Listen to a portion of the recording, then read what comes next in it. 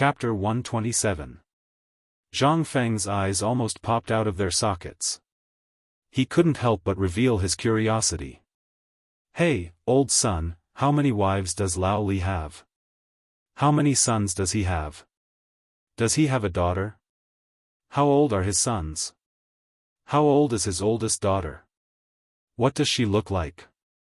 He asked a few questions in a row. Zhang Sun Wuji was dumbfounded. This guy didn't know that the emperor had a child? He asked so many questions in detail. Was he thinking of, could it be that Wei Zheng was right? This guy was thinking of love? Otherwise, why would he think of the emperor's daughter so much? He shouldn't have such thoughts. Now that he thought about it, he really came up with something. He had been so attentive from the beginning. Could it be that he was aiming for the princess from the beginning? Zhang Sun Wuji couldn't help but look at Zhang Feng in a different way. Zhang Feng couldn't stand this kind of scrutinizing gaze. He smiled embarrassedly. "I'm just curious. Lao Li looks like he's in his 20s or 30s. I didn't expect him to have a child." But on second thought, Zhang Feng instantly felt that he was an idiot. This was ancient times. Damn it. This was the most prosperous Tang dynasty in the feudal era. At this time, although the law stipulated that men could only get married at the age of 18 and women at the age of 16, many rich people, influential people, and villagers got married at the age of 13 or 14. Thinking of this, how old was Lao Li's son? He didn't dare to think. Zhang Sun Wuji also let down his guard amidst his suspicions. The emperor's daughter was his niece. How could it be so easy to be his niece's son-in-law? But when Zhang Feng said this, Zhang Sun Wuji slowly let down his guard. He said, "Actually, you also know that for people like us, marriage is basically decided by our parents. It has nothing to do with us. Lao Li's eldest son is 12 this year. There are 3 more who are between 10 and 12 years old." When Zhang Feng counted with his fingers which yearly Shimen would get married, Zhang Sun Wuji said speechlessly, "I'm talking about serious matters." "Oh. Okay, go ahead. Lao Li is thinking about this matter. It hasn't been decided yet, but I think it's very likely." Zhang Feng had a headache. "I do lack friends. But this Lao Li, you can't trick me, right? At the very least, I've taught you so many things that have been passed down from generation to generation, and you actually want to fool me with your son?" Seeing Zhang Feng grumbling but not rejecting the offer, Zhang Sun Wuji's eyes gleamed. "So you're saying that you agree? Agree? Agree?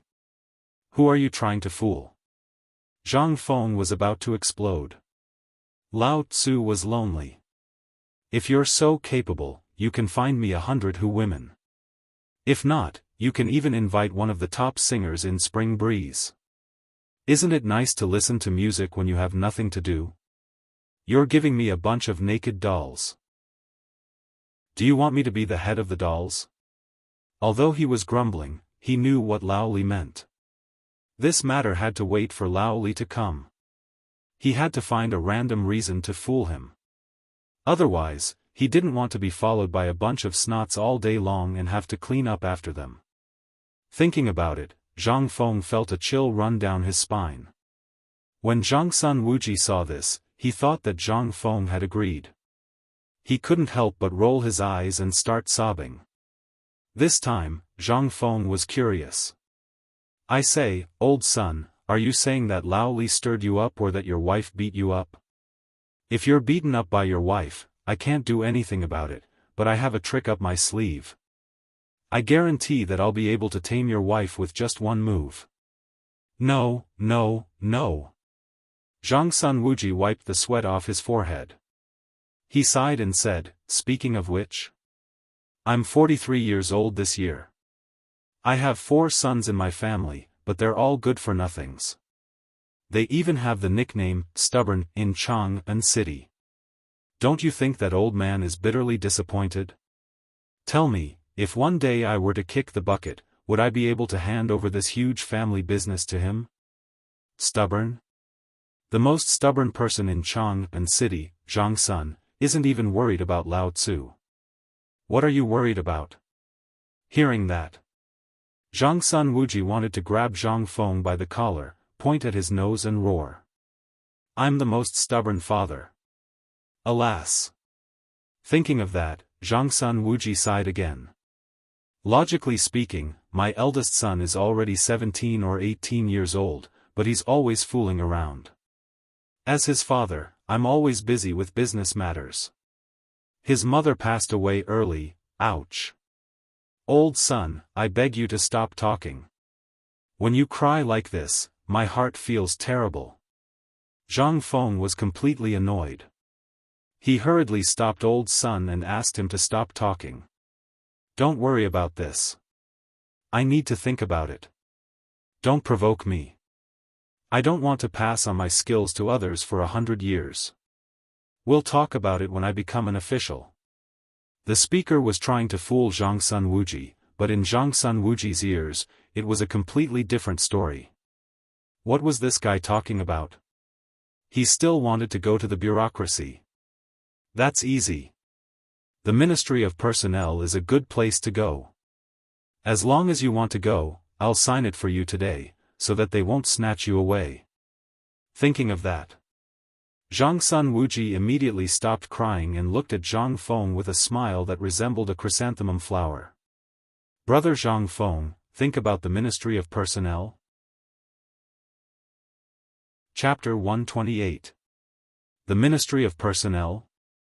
Zhang Feng looked at Zhang Sun Wuji as if he was looking at a monster. Zhang Sun Wuji felt goosebumps all over his body. Brother Zhang Feng, the Ministry of Personnel, that's a good place. You said it yourself. It's under the jurisdiction of the Lord Zhangsun. We're working with the Lord Zhangsun now. If you want to go, I can get it done for you right away. I'm not going. He did not even think about it. Zhang Feng pursed his lips and shattered Zhang Sun Wuji's plan. Didn't you say that the Ministry of Personnel is good? That's the department that governs all the officials in the world. Which department doesn't have to bow down to the people from the Ministry of Personnel? You don't know. The Ministry of Personnel is a place where you can drink tea, read books, and even take a nap when you're free. No one cares about it. It's definitely a good place to go. I'm not going. You said that it's a place where only people who are waiting to die are willing to stay. Look. As he spoke, Zhang Feng pointed at his own nose and said, I'm such a brilliant, powerful, and handsome young man. You want me to go to the Ministry of Personnel and wait for death?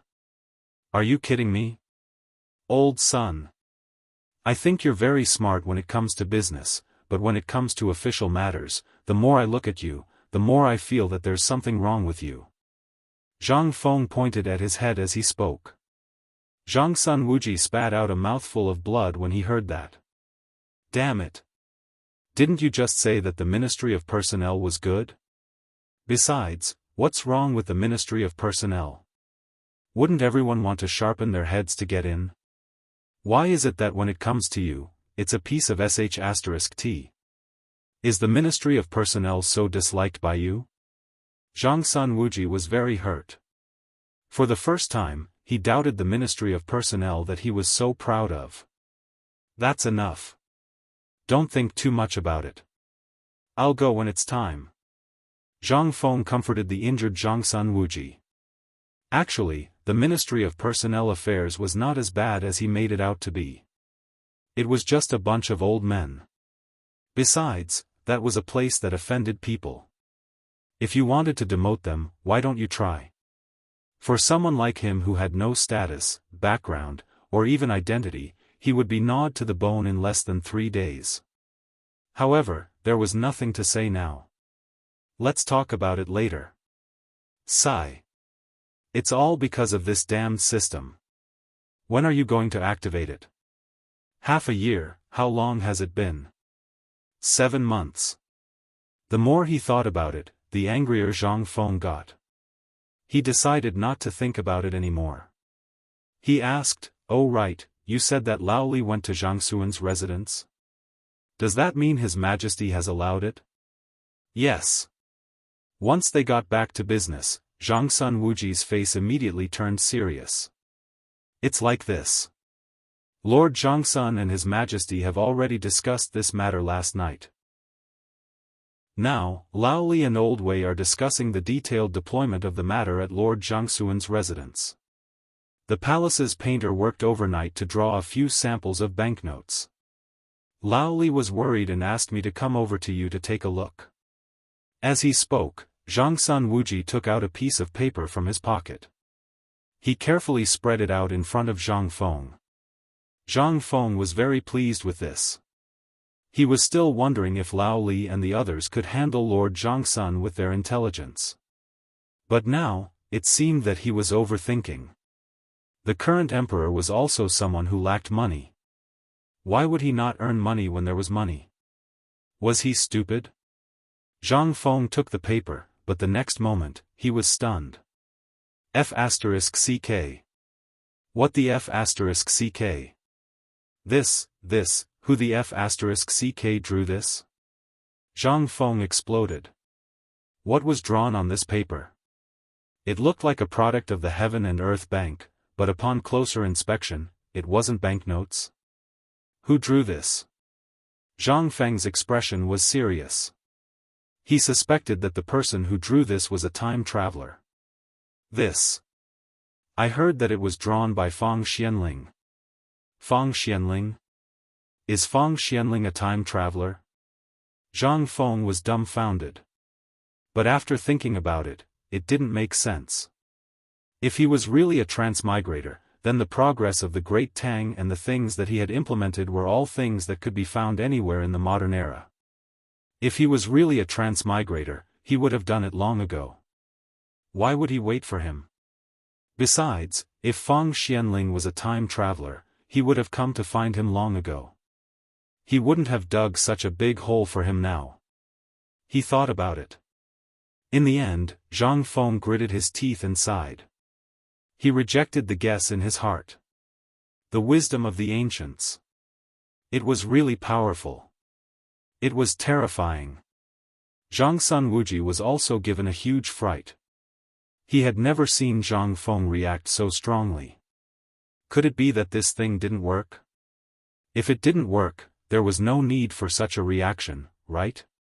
Could it be, this drawing had a lot to do with Zhang Feng? Only this could make Zhang Feng lose his composure. In the past, he had always been calm and collected, as if he had the whole situation under control. It was rare to see him in such a state.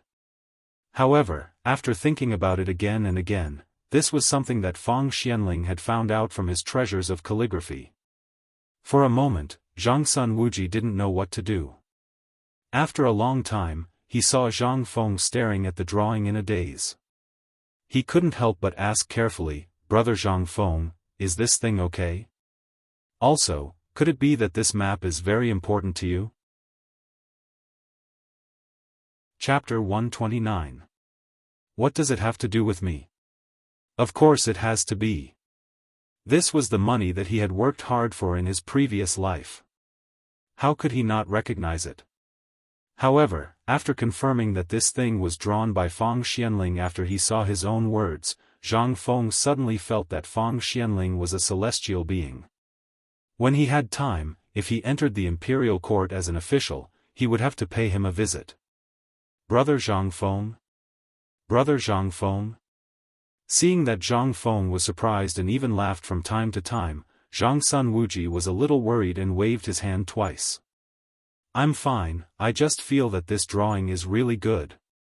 Zhang Feng put down the drawing, smacked his lips, picked up a fried bean and threw it into his mouth. He looked at Zhang Sun Wuji curiously and said, "You're starting on this now?" "Yes. This is Lao Li's idea. After all, if we can get it done earlier, we can see the benefits earlier, right?" Zhang Feng did not express his opinion, which was rare. Zhang Sun Wuji could not help but feel a little worried. Is there a reason behind this? "Brother Zhang Feng, what are you worried about?" "Nothing, but let me give you a piece of advice. If this matter is not done by the current emperor or Zhongsun Wuji, you can't do it. Zhongsun Wuji was speechless. Can't you say it all at once? However, Zhongsun Wuji also silently calculated in his heart. Although Zhang Feng said a lot of things and a lot of things, it was very messy. However, if these points were strung together, then everything was so sharp. For example, the matter he said just now, it seemed to be nothing at first, but after thinking about it carefully, it really made Zhongsun Wuji break out in a cold sweat. Brother Zhang Feng, do you mean that if the Lord Zhongsun or the authorities don't make a move, and we make a move, we'll be overstepping our authority? Although Zhongsun Wuji felt a little awkward, he thought about it. Although the emperor had said it, it was just a casual remark. The specific matters had not been decided yet. If he hurried to arrange it at this time, then, Zhang Feng nodded. Old son. You're a smart man. You'll understand the logic behind this matter after a little bit. He's much better than Lao Li. Let me tell you something else, the tallest tree in the forest will be destroyed by the wind. Now was not the time for that. There must be an opportunity before taking action. What opportunity? Zhongsun Wuji really couldn't think of this. He hurriedly poured a bowl of wine for Zhang Feng and looked at Zhang Feng eagerly, trying to dispel his doubts. Zhang Feng fiddled with the fried beans on the plate and said, "The opportunity is the plague of locusts." What? The plague of locusts? Zhongsun Wuji was a little confused.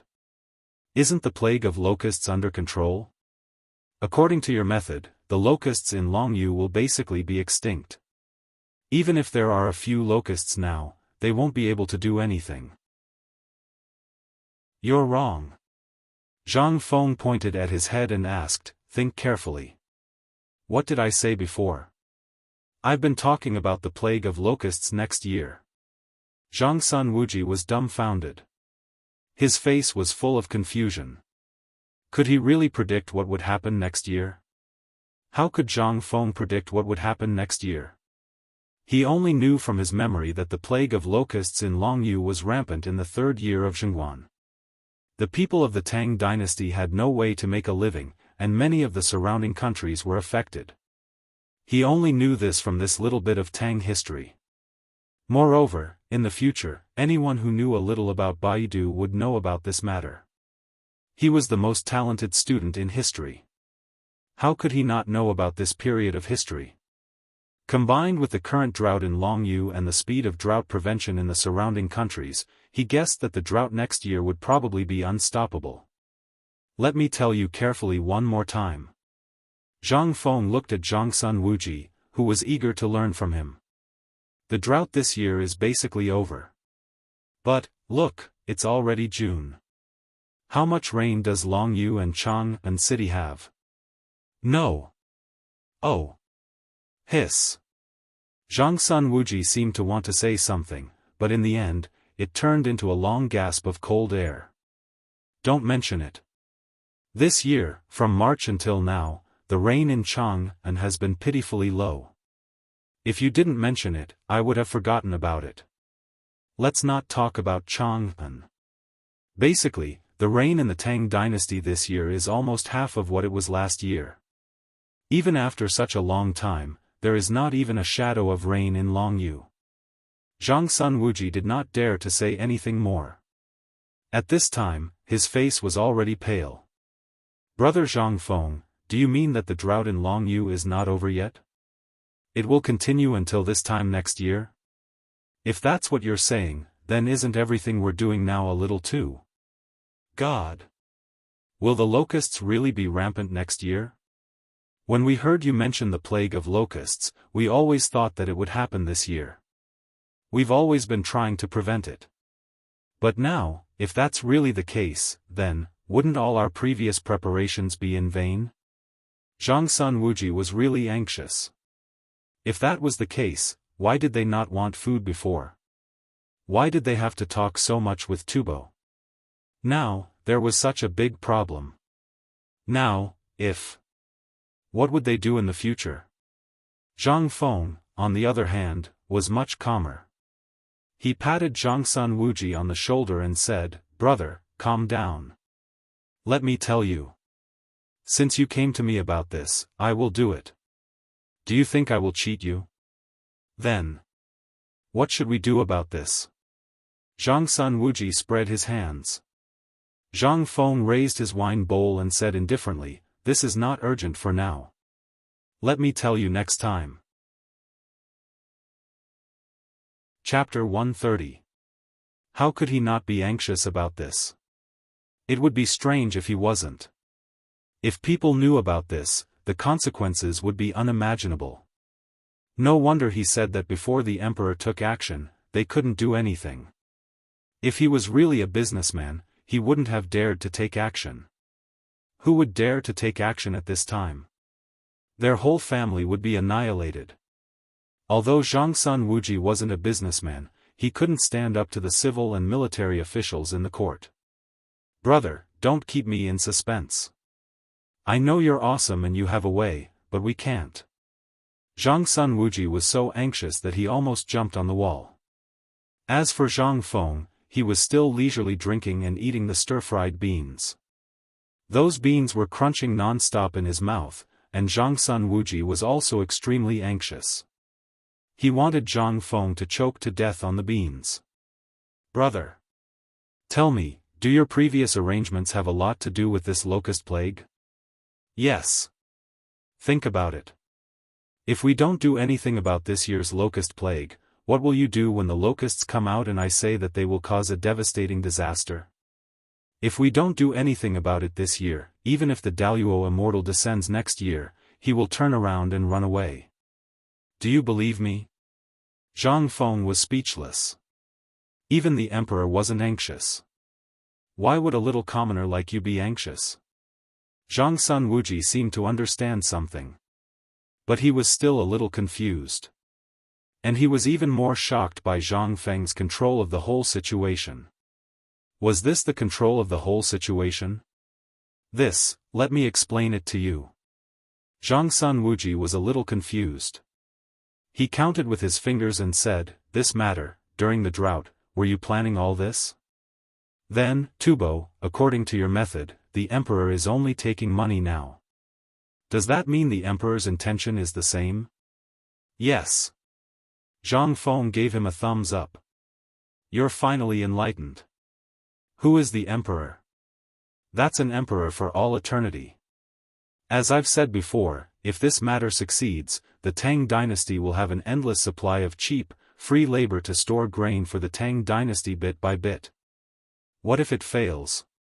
Zhang Feng shrugged and said, "Do you think Tubo can still get off the pirate ship under the current circumstances?" Zhongsun Wuji was shocked. A setup. Everything was a setup. From a blueprint, they had firmly tied Tubo to the belt of the Tang dynasty. Then, they had let him drill his head in bit by bit. Then, they had squeezed out this year's grain bit by bit. Zhongsun Wuji finally understood why Zhang Feng wanted a year's worth of food. Next year, when the locust plague breaks out, Tubo will not have any food. What a vicious plan. But why did Lao Tzu like it so much? Have you figured it out? Seeing Zhongsun Wuji's enlightened face, Zhang Feng asked with a smile. He was like an old faker. A small businessman was a small businessman. His control of the overall situation still did not achieve the effect he expected. However, Zhang Feng did not intend to let Lao Li think it through.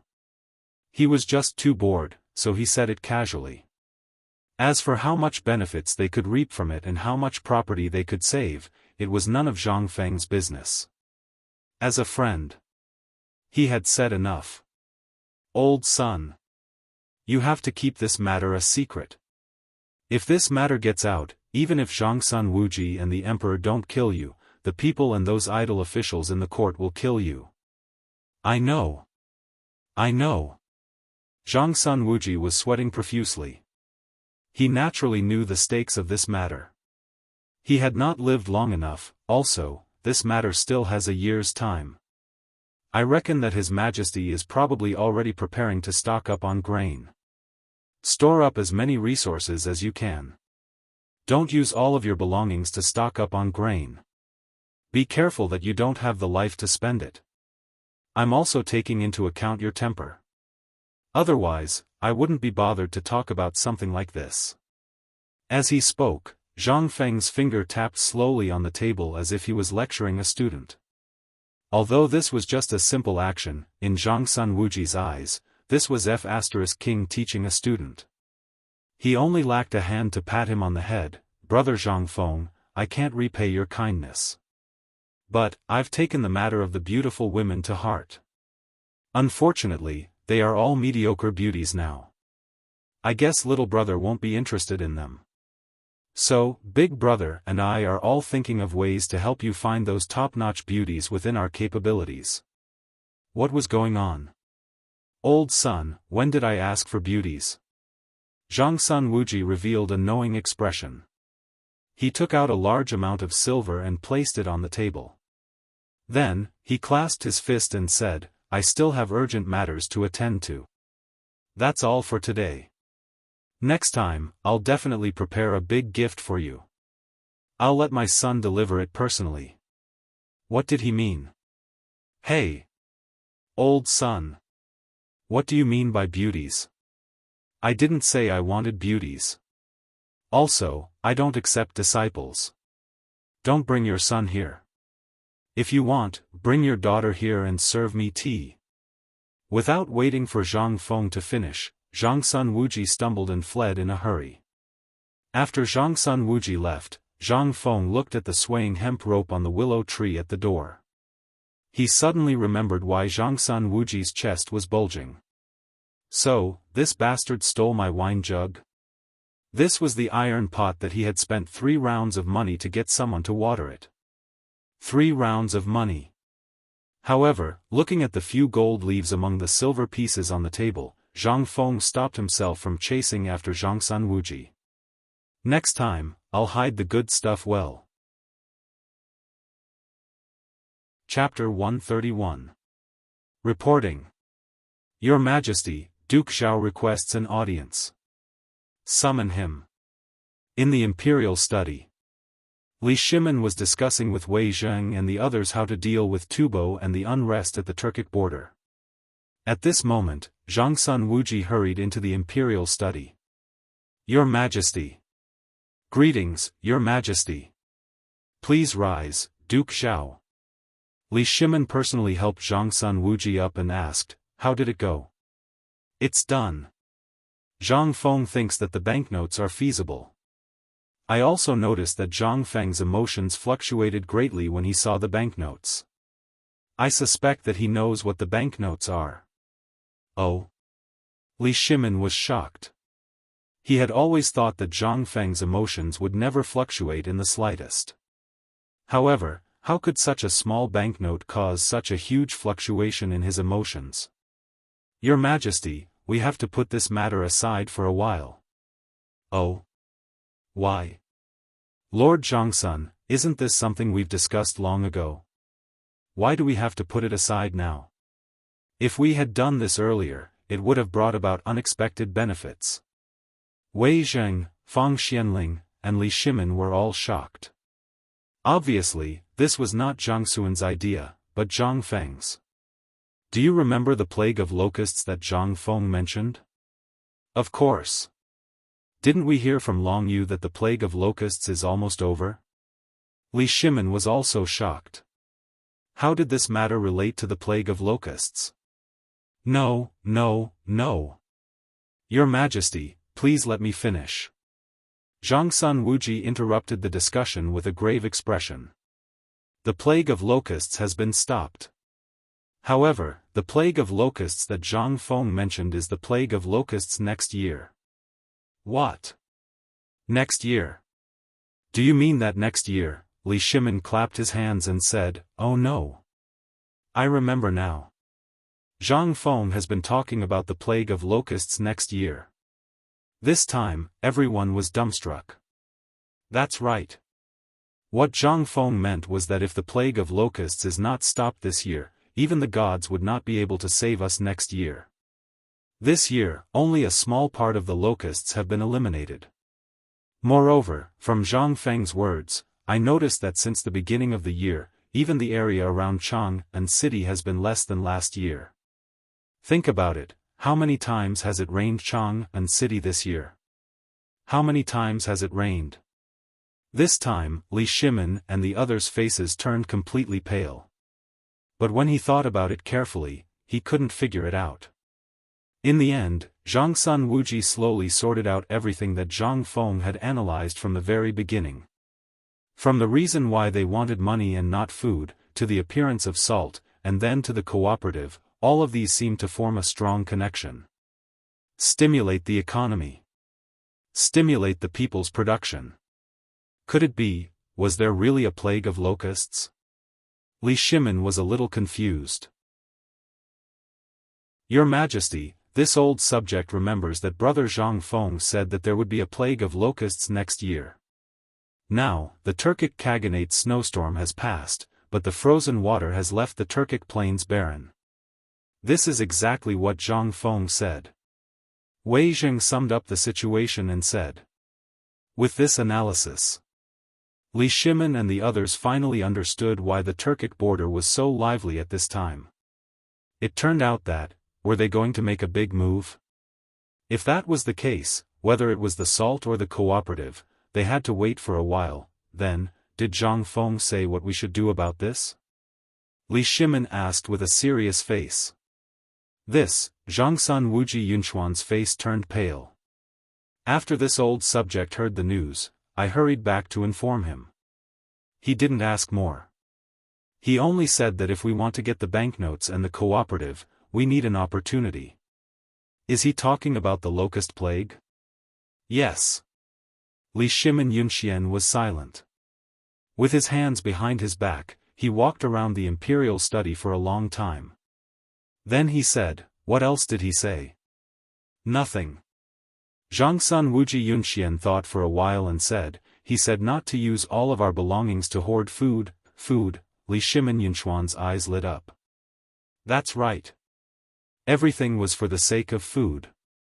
From solving the problem of Tubo, to setting a trap, to waiting for Tubo and Tuyuhan to come again, it was all for this matter. Could it be that Zhang Feng was really a 1,000-year-old monster? Even though Li Shimin Yunxian didn't believe this. However, Zhang Feng's overall view of the situation made him a little shocked. It was too scary.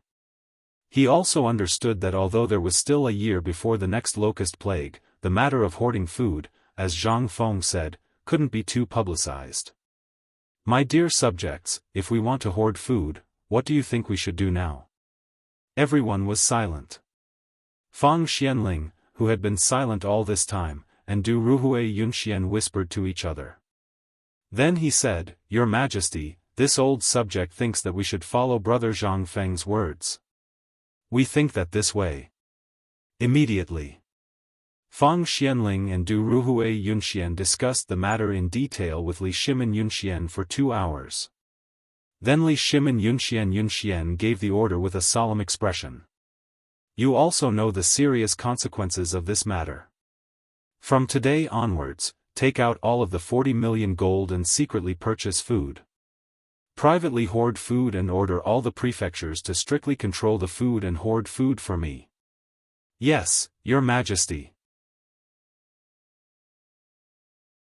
Chapter 132. The work of stockpiling grain in Chang'an city was quietly in full swing. In the past 3 days, even if no one in Chang'an city deliberately publicized the news, it had spread like wildfire. The price of grain, which was originally 10 copper coins per caddy, suddenly soared to 13 copper coins. And this was the price after the government had banned it. If the government had not intervened, who knew how much the price of this thing would have skyrocketed? Although Zhang Feng had already stored a large amount of rice and noodles in the small tavern, he could not help but sigh when he saw the sea of people in the rice shop at this time. This damned epidemic. Then, carrying half a bag of rice and noodles, he sauntered toward the small tavern. Along the way, what Zhang Feng saw were all panic-stricken people rushing to grab the rice, and groups of people wearing strange clothes who were rushing to Chang and with goods full of astonishment. Seeing this, Zhang Feng could not help but frown. These people seemed to have increased a lot in the past few days. Was the emperor going to make a big move? Could it be that Lao Li and the others had arranged it? Zhang Feng was a little surprised. Zhang Feng squatted in front of a stall as he looked at the teams of cars that returned with full loads of goods and the Western regioners who were squatting by the side of the street, guarding strange glass bottles or gemstones. Honorable customer of the Tang dynasty, you have good taste. This is a rare gem in the Western regions. It is very strong and, how much is it? Zhang Feng knew about this pink diamond the size of a broad bean. He asked without changing his expression. He did not expect to see this thing in the Tang dynasty. This thing was called a diamond, and in some places, it was also called a diamond. In the future, such a big pink diamond would cost at least 6 figures. Secretly suppressing the excitement in his heart, he pretended to be quiet in the stall and looked for other glass products. No. In this era, it was called colored glass. Trash. All of it was trash. It was even worse than the defective products produced by a small glass factory in the future. Honorable customer, if you really want it, 100 copper coins. Alas. Honorable customer. Please wait, wait. This. Hearing that it was 100 copper coins, Zhang Feng turned around and left. Damn it. Although it was not expensive, he should not act so arrogantly, right? He turned around and left. But before he could take more than 2 steps, a bearded middle-aged merchant from the western regions, who had a serious body odor, grabbed Zhang Feng and mysteriously took out a black diamond from his pocket, as well as 3 slightly smaller diamonds. He said with a painful expression, "Honorable customer, I've traveled a long way. 100 copper coins, these are all yours." Seeing that Zhang Feng was about to leave impatiently, the vendor reached out and stuffed the diamond into Zhang Feng's hand. Zhang Feng raised an eyebrow. Deal. Under the suspicious expression of the barbarian vendor, he tossed down 100 copper coins and quickly left. Damn it. Fortunately, the people in this world did not know the use of these things. If they knew, these diamonds would be priceless even if they were worth 300 taels of gold, let alone 100 copper coins.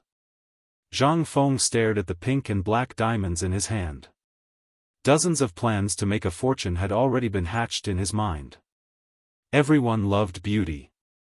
If this thing was hyped up, its value would be, not only that, Zhang Feng had many other things that needed this thing to be cut.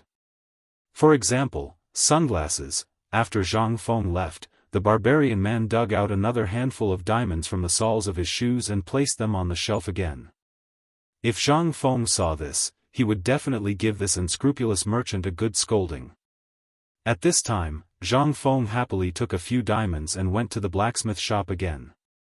He paid the price of 50 copper coins and asked the shopkeeper of the blacksmith shop to polish the 5 iron kettles he watered until they shone brightly. This time, he did not have to worry about them robbing him anymore. He took the pot and wrapped it up. Then, he dragged the recliner and lay down under the crooked tree in front of the tavern again. He listened to the hubbub of people shouting and drinking the wine in the pot with relish. What a comfortable life. However, when Zhang Feng closed his eyes, he started to feel puzzled. At this time, there were many barbarian merchants coming and going in and out of Chang'an city. This was not normal. What exactly was abnormal? Zhang Feng thought carefully in his mind. In June of the 2nd year of Zhengguan Temple, it seemed that there were no major events in Chang'an city. What was going on? So many foreign merchants, were they all here to ask for water carts? That was not necessary, right? The news about Tubo would not spread so quickly. That was not right. Zhang Feng seemed to have thought of something. The fan in his hands suddenly stopped fanning. He could not help but murmur, Li Yuan's birthday seems to be Damn it! Who are you? Just as he was about to guess why so many people were here at this time, Zhang Feng suddenly felt a dark shadow and the stench of sweat suddenly enveloped him. He slowly opened his eyes, only to see a black shadow that was only an inch away from him. That person just stared at his wine jug with a pair of wide eyes. Zhang Feng was scared out of his wits. Zhang Feng's exclamation also scared that person into retreating. Then, he squatted and sat on the ground. Zhang Feng did not care. He sat up and stared at the person. With a gloomy face, he asked, "Who are you?" Chapter 133. He was standing in front of Zhang Feng. One of them was wearing clothes similar to those of the Tang dynasty, but there were many silver ornaments. His head was wrapped in a large linen cloth, which was decorated with rows of pearls. Humans were so dark and gloomy. He looked about 20 years old. It was a man. Behind the man, there was a similarly tanned woman. She agilely pulled the man up as soon as he fell. Both of them were wearing expensive clothes, compared to the group of sweaty servants behind them. At first, Zhang Feng thought that the person who fell to the ground would curse or something when he got up. But he didn't. After the man fell, he hurriedly got up, looked at Zhang Feng with burning eyes, and gave him a bow that he didn't understand. He said, "Sawadika." What the hell? What the hell? I transmigrated? Zhang Feng was confused by the words, Sawadika. What was that? Could it be? It seemed that they saw Zhang Feng was confused. The man who was wearing crocodile leather boots and was as black as coal waved his hand to make the angry people behind him shut up. Then he said, "Honorable people of the Tang dynasty, I am the Prince of Jinla. My name is Lama Shiva. This is my sister, Lama Dala. We are the Prince and Princess of Jinla." Lama Shiva, who was the leader, explained to Zi Feng in a clumsy Tang dynasty language. But Zhang Feng's mind was still roaring. Sawadika. This was the place he had always been fascinated by. He didn't expect to see them in the Tang dynasty. He looked at the clothes of the so-called prince and princess. Although the princess's face was still a little dark, she was very pleasant to look at. Zhang Feng couldn't help but have a playful look in his eyes. "Hello, guests. I am the shopkeeper of this small tavern. How can I help you?" "Well, go. I almost forgot that you are the prince and princess. This way. Please come in. I'll serve you too the best wine in the Tang dynasty." Without waiting for that guy to explain himself, Zhang Feng pulled him into the tavern in a hurry. He couldn't let an outsider take advantage of this treasure. As soon as they entered the tavern, Zhang Feng began to make preparations. Shiva and the others frowned as they observed the dilapidated tavern. However, even though the tavern didn't look like much, the aroma of the wine was exceptionally alluring. Earlier, Shiva had been attracted by the strange aroma of the wine and the oddly shaped wine jug. Just as everyone was observing the tavern, an alluring aroma wafted out, and their eyes were glued to the kitchen that was covered by a floral curtain. It was too fragrant. The Tang dynasty is indeed the Tang dynasty. How can I compare myself to such delicious food? A moment later, 3 to 5 piping hot dishes were placed on the table. Zhang Feng even opened 3 jugs of white wine with an alcohol content of at least 55%. He placed 1 jug in front of Shiva and Dala, then prepared a large plate of vegetables and threw it on another table. He threw 2 jugs of wine and sat next to Dala as if he was familiar with the place. Come, Your Highness, try my cooking. I guarantee that your trip won't be in vain."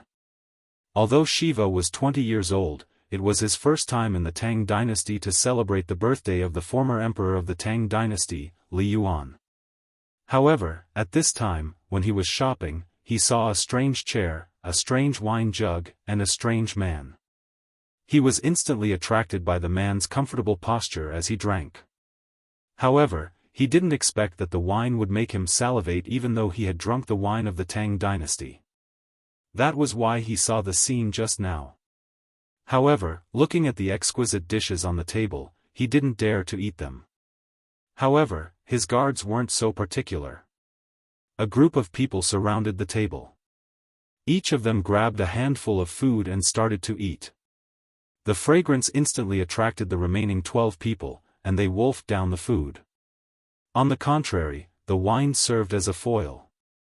Seeing that the guards were eating happily and nothing else happened, Shiva couldn't help but pick up a piece of twice-cooked pork and throw it into his mouth.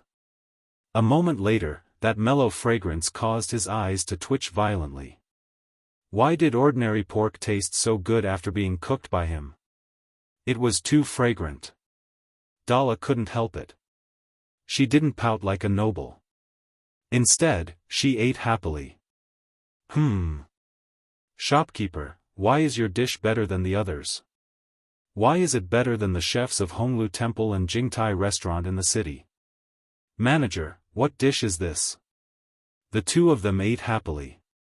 Zhang Feng smiled. He didn't say anything. Instead, he poured a bowl of wine for the two of them and said, "This is the specialty of this restaurant. Ordinary people can't taste it. I've disturbed the crown prince today, so I made some rare delicacies and wine as an apology. Come, come, come. Try the wine that I've collected for 15 years.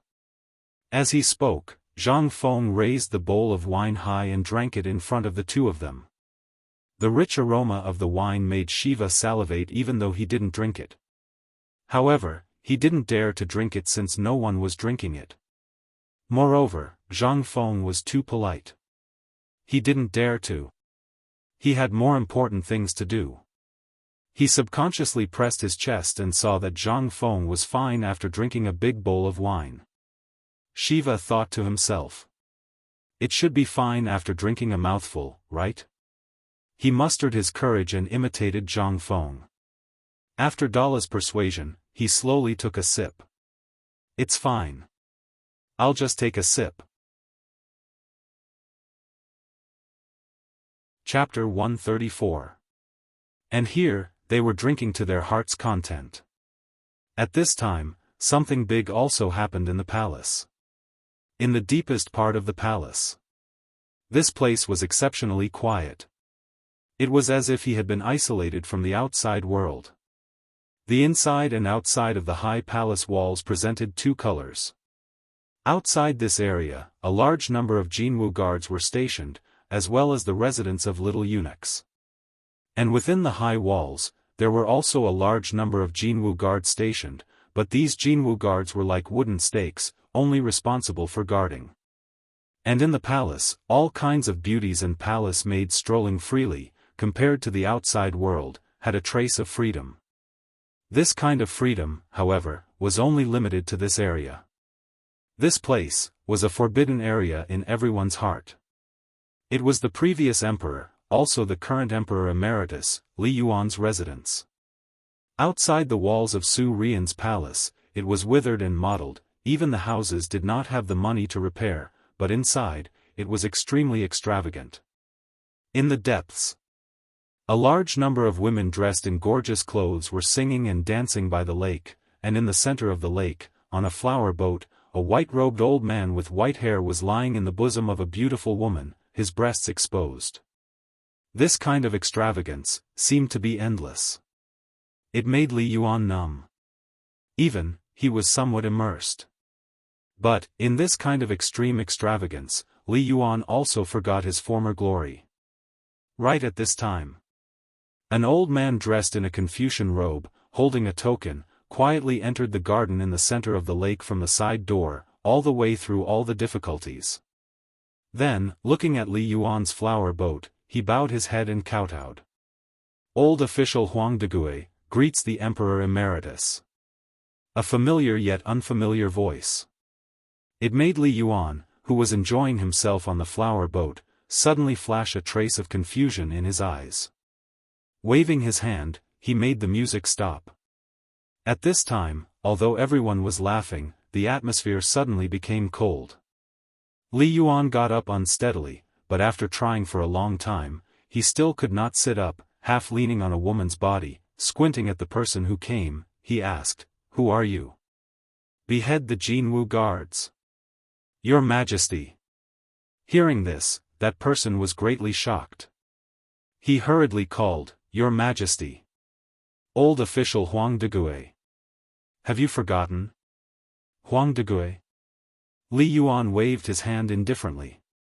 After dismissing the Jianghu guards, he had the woman row the flower boat to the shore. At this time, Li Yuan finally saw clearly the person who came. He couldn't help but exclaim in surprise, "Huang Degue, raise your head." When Huang Degue heard that, he raised his head with a face full of tears and looked at Li Yuan. Li Yuan said in surprise, "You're old. We remember that you had a head of black hair back then. What happened to you? After not seeing you for a few days, your hair has turned white?" "A few days, Your Majesty." 2 years. This old official is old. To be able to see Your Majesty again, this old subject can die with no regrets. Huang Degue sadly kowtowed on the ground. Right at this time, Li Yuan was carried ashore. He seemed to have woken up at this moment and regained his former glory. Although his face was pale and dispirited, it still couldn't erase his innate majesty. "Why have you come to find me today?" "We remember now. In half a month, our birthday will be here. Could it be that you found something fun? Come, bring it up for me." "Your Majesty. This old subject has something to report." "Oh?" Li Yuan was a little disappointed and said playfully, "You're here to file a complaint. Then, tell me about it." When Huang Degue heard that, he hurriedly reported, "Retired Emperor, half a year ago, His Majesty signed the White Horse Agreement with the Turks, which is the Wei River Alliance, making my Tang dynasty suffer humiliation. You know about this matter, right?" "We know about this matter. Although His Majesty did something wrong, we think he did the right thing. Could it be that you're here for this matter?" The aura on Li Yuan's body was a little dignified. Huang Degue trembled all over. He hurriedly said, "Retired Emperor. Let me finish. Half a year ago, after His Majesty signed this agreement, his entire person was basically crippled. A month ago, I don't know where he got a method from. It said that it can nourish the kidney and nourish the body. He turned such filthy things like locusts' eggs into delicacies to amass wealth wantonly." Li Yuan interrupted him and waved his hand, "We know this. We're taking it now. This thing is indeed effective. Huang Degue, if you have nothing else, get lost. If you have something, go find His Majesty. Don't bother me with such a small matter." Li Yuan was a little angry. "Retired Emperor. This is just the cause. In order to deal with the drought in Longyu Road, His Majesty got the help of God to make a water wheel. Not only did he not use it to the Tang dynasty, but he also sold it at a low price. It's equivalent to giving it to Tubo. Just a few days ago, His Majesty suddenly issued a secret order for all provinces and Chang'an city to secretly stockpile food. I don't know why His Majesty did this. Even when I asked in court, His Majesty didn't tell me. As a result, the people of the Tang dynasty are in a state of panic. The price of food even skyrocketed in one day. The people are already suffering unspeakably. If this matter is not eradicated, the Tang dynasty will be in chaos. I have no other way, so I came to report to Retired Emperor. Moreover, His Majesty not only didn't help the drought in Shandong, but also said that it was the matter of the Shandong gentry and that His Majesty didn't care. Retired Emperor. You have to uphold justice for the common people." Li Yuan frowned slightly. After thinking for a long time, he asked, "Is this true?" Huang Degue prostrated himself and said, "I guarantee it with my head." Li Yuan felt more and more that this matter was somewhat unfathomable. He said with a sleeve, "Help me up. Tell Li Shimin to get over here." Chapter 135. Li Shimin was also in a terrible fix at this time. Originally, everything was going according to plan. But he didn't know what went wrong. He actually chose to let the whole Chang'an city know that he was stockpiling grain. Although he had already informed all the major grain merchants about this matter, the news still leaked out. In the bedroom, Li Shimin paced back and forth anxiously. Empress Zhongsun looked at Li Shimin's worried face. She wanted to say something several times, but in the end, she held back. She didn't know how long Li Shimin paced around. Finally, he couldn't help but ask, "Maid Guanyin, do you think I did the right thing?" "Second brother, why do you ask?" Empress Zhongsun got up, helped Li Shimin sit down, and poured him a cup of tea. Li Shimin looked at the tea, but he didn't have the slightest intention to drink it. He sighed and said, "I dare not say whether there will be a plague of locusts next year. I didn't consider this matter carefully." "No." Empress Zhongsun patted the back of Li Shimin's hand. "Did Zhang Feng say this?" Li Shimin nodded. "Then, I think it's true." "Oh." Although this concubine has not taken a step out of the palace, this concubine has seen through second brother's relaxed and strategizing during this period of time, as well as the things you have told me. What Zhang Feng said is indeed the plague of locusts next year. "Oh? You knew about it?" Li Shimin was a little surprised. "Yes, you were happy at that time, so I didn't want to make you worry. I thought you knew about it, but I never thought that you had forgotten the deeper meaning of his words for the sake of immediate interests." Li Shimin was shocked. Indeed, he had been so caught up in Zhang Feng's words and was attracted by the beauty in Zhang Feng's words that he forgot about the long-term planning. He had neglected his duty. Although he regretted it now, it was still not too late. "Second brother, I think the current rumors are actually a good thing." "Why do you say that?" "Second brother, do you still remember the news my eldest brother brought back when he went to inquire about the cooperative? Zhang Feng said that we are missing an opportunity, and what he meant was the opportunity of this locust plague. Obviously, his words are very clear.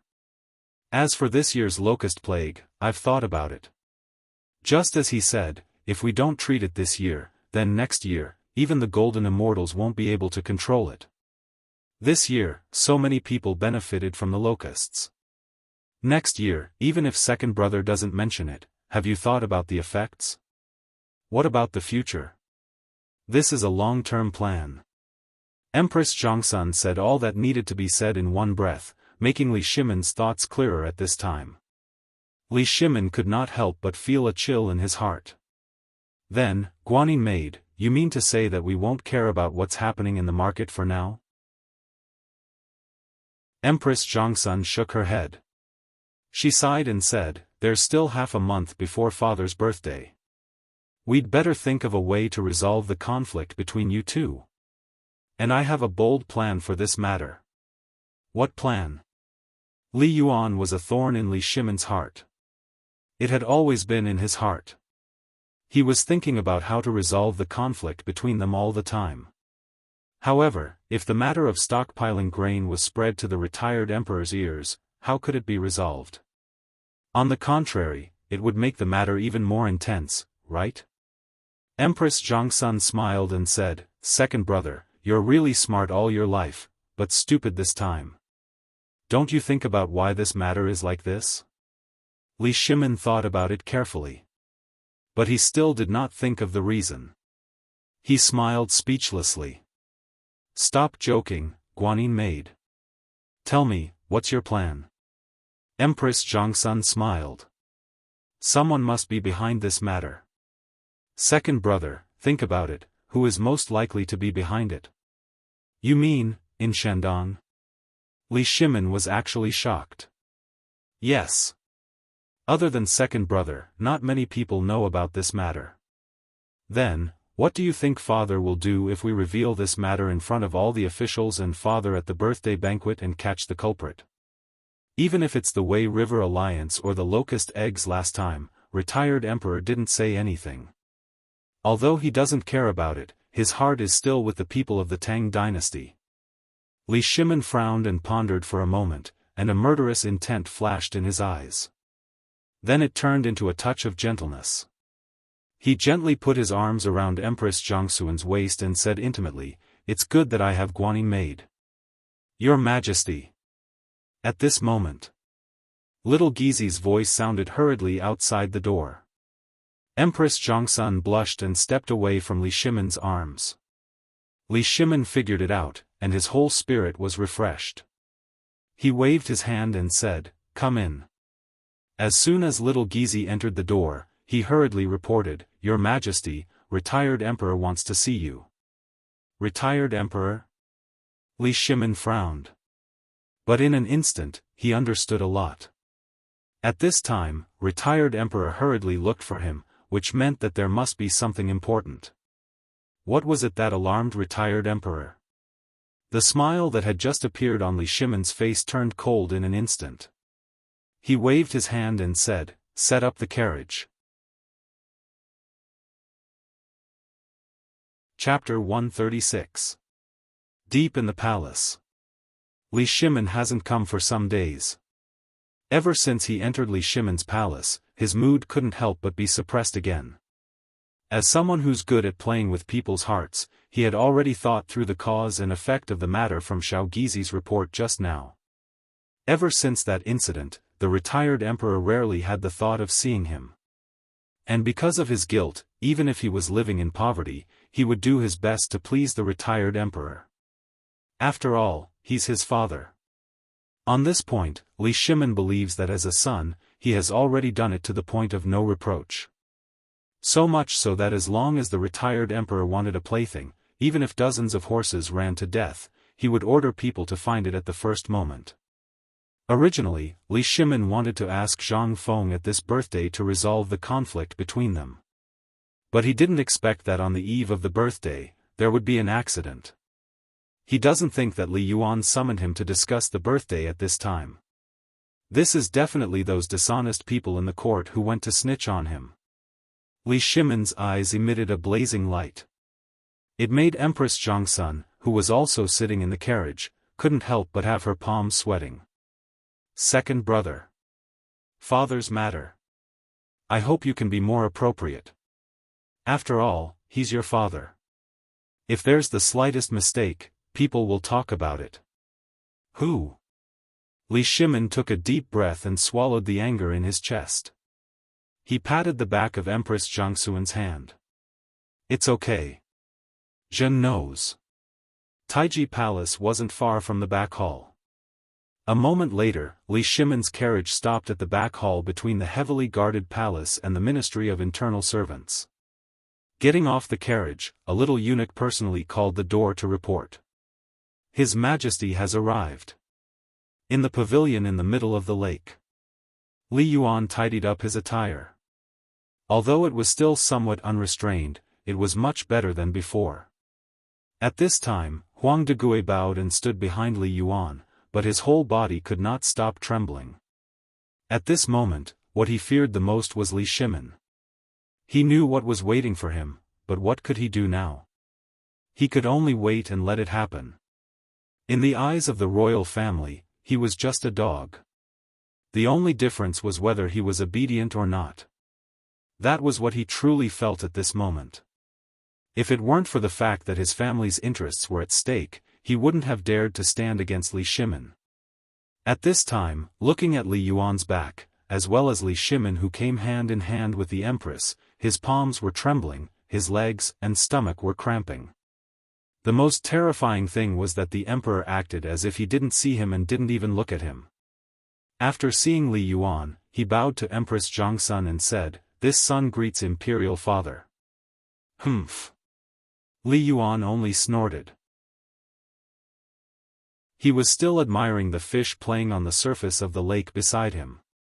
Yellow, red, black, and white carps were jumping joyfully in the lake. Wasn't it lively? Li Shimin and Empress Jiangxun seemed to have long been accustomed to it. Seeing that Li Yuan ignored them, they got up and then looked at the fish on the lake and praised, "Imperial Father, this pond of fish is more joyful than the fish in the imperial garden. Later, I'll ask the craftsman to come and consult him. Consult? Do you still need to consult? Li Yuan said sarcastically. You really don't know anything. Instead, that inferior nature of yours has become more and more arrogant. Li Shimin bowed and pretended not to know and asked, this son doesn't know what imperial father is unhappy about.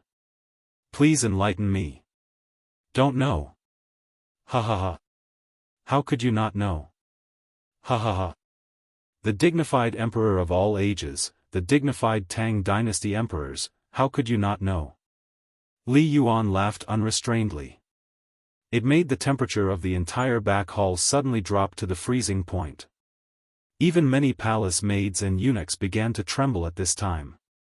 Both of them were masters of scheming and playing with people's hearts. Now, the game made everyone tremble in fear. Imperial father. This son doesn't know. Li Shimin was still expressionless. Good. You don't know. Good. Good. Then, I'll tell you.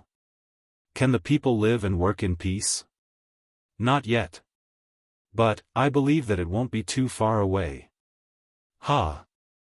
Li Yuan sneered. Today, if I suddenly wanted to hear about the preparations for the birthday outside and summoned Huang Degui, I wouldn't know until now. Although I don't know how you govern the world, I'm too lazy to care. But, in a small Chang'an city, you can make people panic. You are so capable. Huang Degui's cold sweat had not dried up until he died. Just now, Li Yuan obviously saved his life. His life was temporarily saved, but he didn't know what would happen when he went out of this door. Motherf **Ker, you two fight with wits and courage. What does it have to do with me? Lao Tzu came to you to let you know. Why do you have to drag me down? Now it's fine. Motherf **Ker. Get ready to run when you get out of here. Otherwise, he couldn't withstand Li Shimin's anger. He cursed Li Yuan and his son again. Li Yuan suddenly got up, angrily swept the fruits on the table, and shouted, "Tell me about Chang'an. What's going on?" Chapter 137. Father. Li Shimin was a little annoyed. Father. During this period of time, His Majesty has forgotten to eat and sleep because of the drought in Longyu Road. In addition, during this period of time, the Tujue and Tuyuhan are also a little dishonest, so Empress Zhongsun tried to mediate. She could also see that Li Shimin was a little annoyed. However, as a daughter-in-law and the Empress, she had to stand up and persuade. She knew the knot in Li Shimin's heart. Every midnight, Li Shimin would wake up because of the black tortoise gate. He would only remove his disguise at midnight. At that time, he would be his true self. He was afraid of the screams in his dreams. He was afraid of the screams. He was afraid of the screams in his dreams. However, only he and Zhongsun Wugo knew about all of this. Therefore, Li Shimin could only work so hard that he forgot to eat and sleep, hoping to forget the past and the sorrow. Who would know about these scenes? He was only in his 30s, but his hair was still white. If it weren't for Zhang Feng's worm egg that made Li Shimin's old age slightly recover, Zhongsun Wugo wouldn't dare to look at Li Shimin's haggard face. After all, she was a woman. Why wouldn't she hope that her husband could let go of all the knots in his heart? She knew that the knot in his heart was Li Yuan. However, at this time, it seemed that, with Zhongsun Wugo's persuasion, Li Yuan's anger also slowly weakened. He looked at Li Shimin lightly and said, "Even my daughter-in-law understands the truth, don't you understand? I'll ask you one thing. Now, what is the reason for the panic in Chang'an City? Don't use the drought as a pretense. Do you think I'm really old and confused? I don't even know this little thing. Huang Degui, you tell His Majesty." Li Yuan scolded a few times and instantly panted heavily. He waved his hand and let Huang Degui speak. In an instant, a beautiful imperial concubine served Li Yuan tea and combed his back. Huang Degui's teeth were chattering. How would he dare to say that? However, he had no choice but to say it now. He knelt on the ground with a thud. Huang Degui looked as if he had just eaten feces. He said bitterly, "Your Majesty, retired emperor, at this time, the drought in Longyu Dao is basically under control. However, I didn't know that Chang'an and other prefectures were stocking up grain. It was your Majesty's order." "Don't know?" Li Shimin smiled playfully. The way he looked at Huang Degui was extremely cold. It was the first time. For the first time since entering this place, Li Shimin glanced at Huang Degui. He was originally an official of the Guanglu Temple. This time, his careful words could already be considered to have offended his superiors. However, he was someone from the Shandong series who could still speak. Moreover, he knew that this time, Li Yuan was giving him a chance to find a way out for himself. If there was even the slightest mistake in what he said, then not only would he be affected, but even the Shandong series that the emperor was very dissatisfied with would also be affected. But he had no choice but to struggle. Watching Chang'an City and other prefectures crazily stocking up grain made him envious. If he didn't fight for some benefits for the various forces in Shandong at this time, then he would have no chance at all. Moreover, after thinking about it, he finally decided to take the risk, bypassing the emperor and directly coming to see Li Yuan. Taking advantage of Li Yuan's birthday, if he pressured the emperor at this time, then the various clans in Shandong would once again make a fortune. After all, the huge amount of grain hoarded was enough to make people go crazy. The clan had already promised that if this accident happened, as long as he made a prompt decision to resign and then fled back to Shandong, then everything would still be in time. Thinking of this, Huang Degui took a deep breath and said, "Your Majesty, at this time, the drought in Longyu has been resolved, and there are 5 wars. I wonder if your Majesty is storing so much grain for Tubo? I was worried that your Majesty would send Tubo precious grain from the Tang dynasty to Tubo and help boost Tubo's arrogance, so Li Shimin narrowed his eyes. He looked at Huang Degui as if he was looking at a dead man. "Are you saying that I'm confused? I don't dare. I'll die 10,000 times." Huang Degui decided to speak frankly. "I'm just fighting for a mouthful of grain for the villagers of Shandong. What's wrong with that? If your Majesty is unwilling, I'll pretend that I never mentioned this matter." Huang Degui said all that he could say and couldn't say in one breath. In an instant, he felt comfortable. However, Li Yuan was not happy. "Back then, didn't you know that if it wasn't for the support of the nobles in Shandong, would the Tang dynasty be where it is today? Would you be as awe-inspiring as you are today? Tell me about it today. I know about the matter in Shandong. Tell me in front of me, how are you going to solve it?" Li Yuan was annoyed. He didn't want to delay anymore. At this time, his face was extremely pale, and his forehead was already sweating. Li Shimin bowed. He wasn't prepared to tell Li Yuan. In fact, he didn't know how to resolve the conflict at this time. He could only delay until he saw Zhang Feng before he could make a conclusion. He had really had enough of this kind of suppression. "Father, you will know about this on the day of your birthday. For the time being, it's inconvenient for me to tell you. Everything will come to light on the day of your birthday." Chapter 138.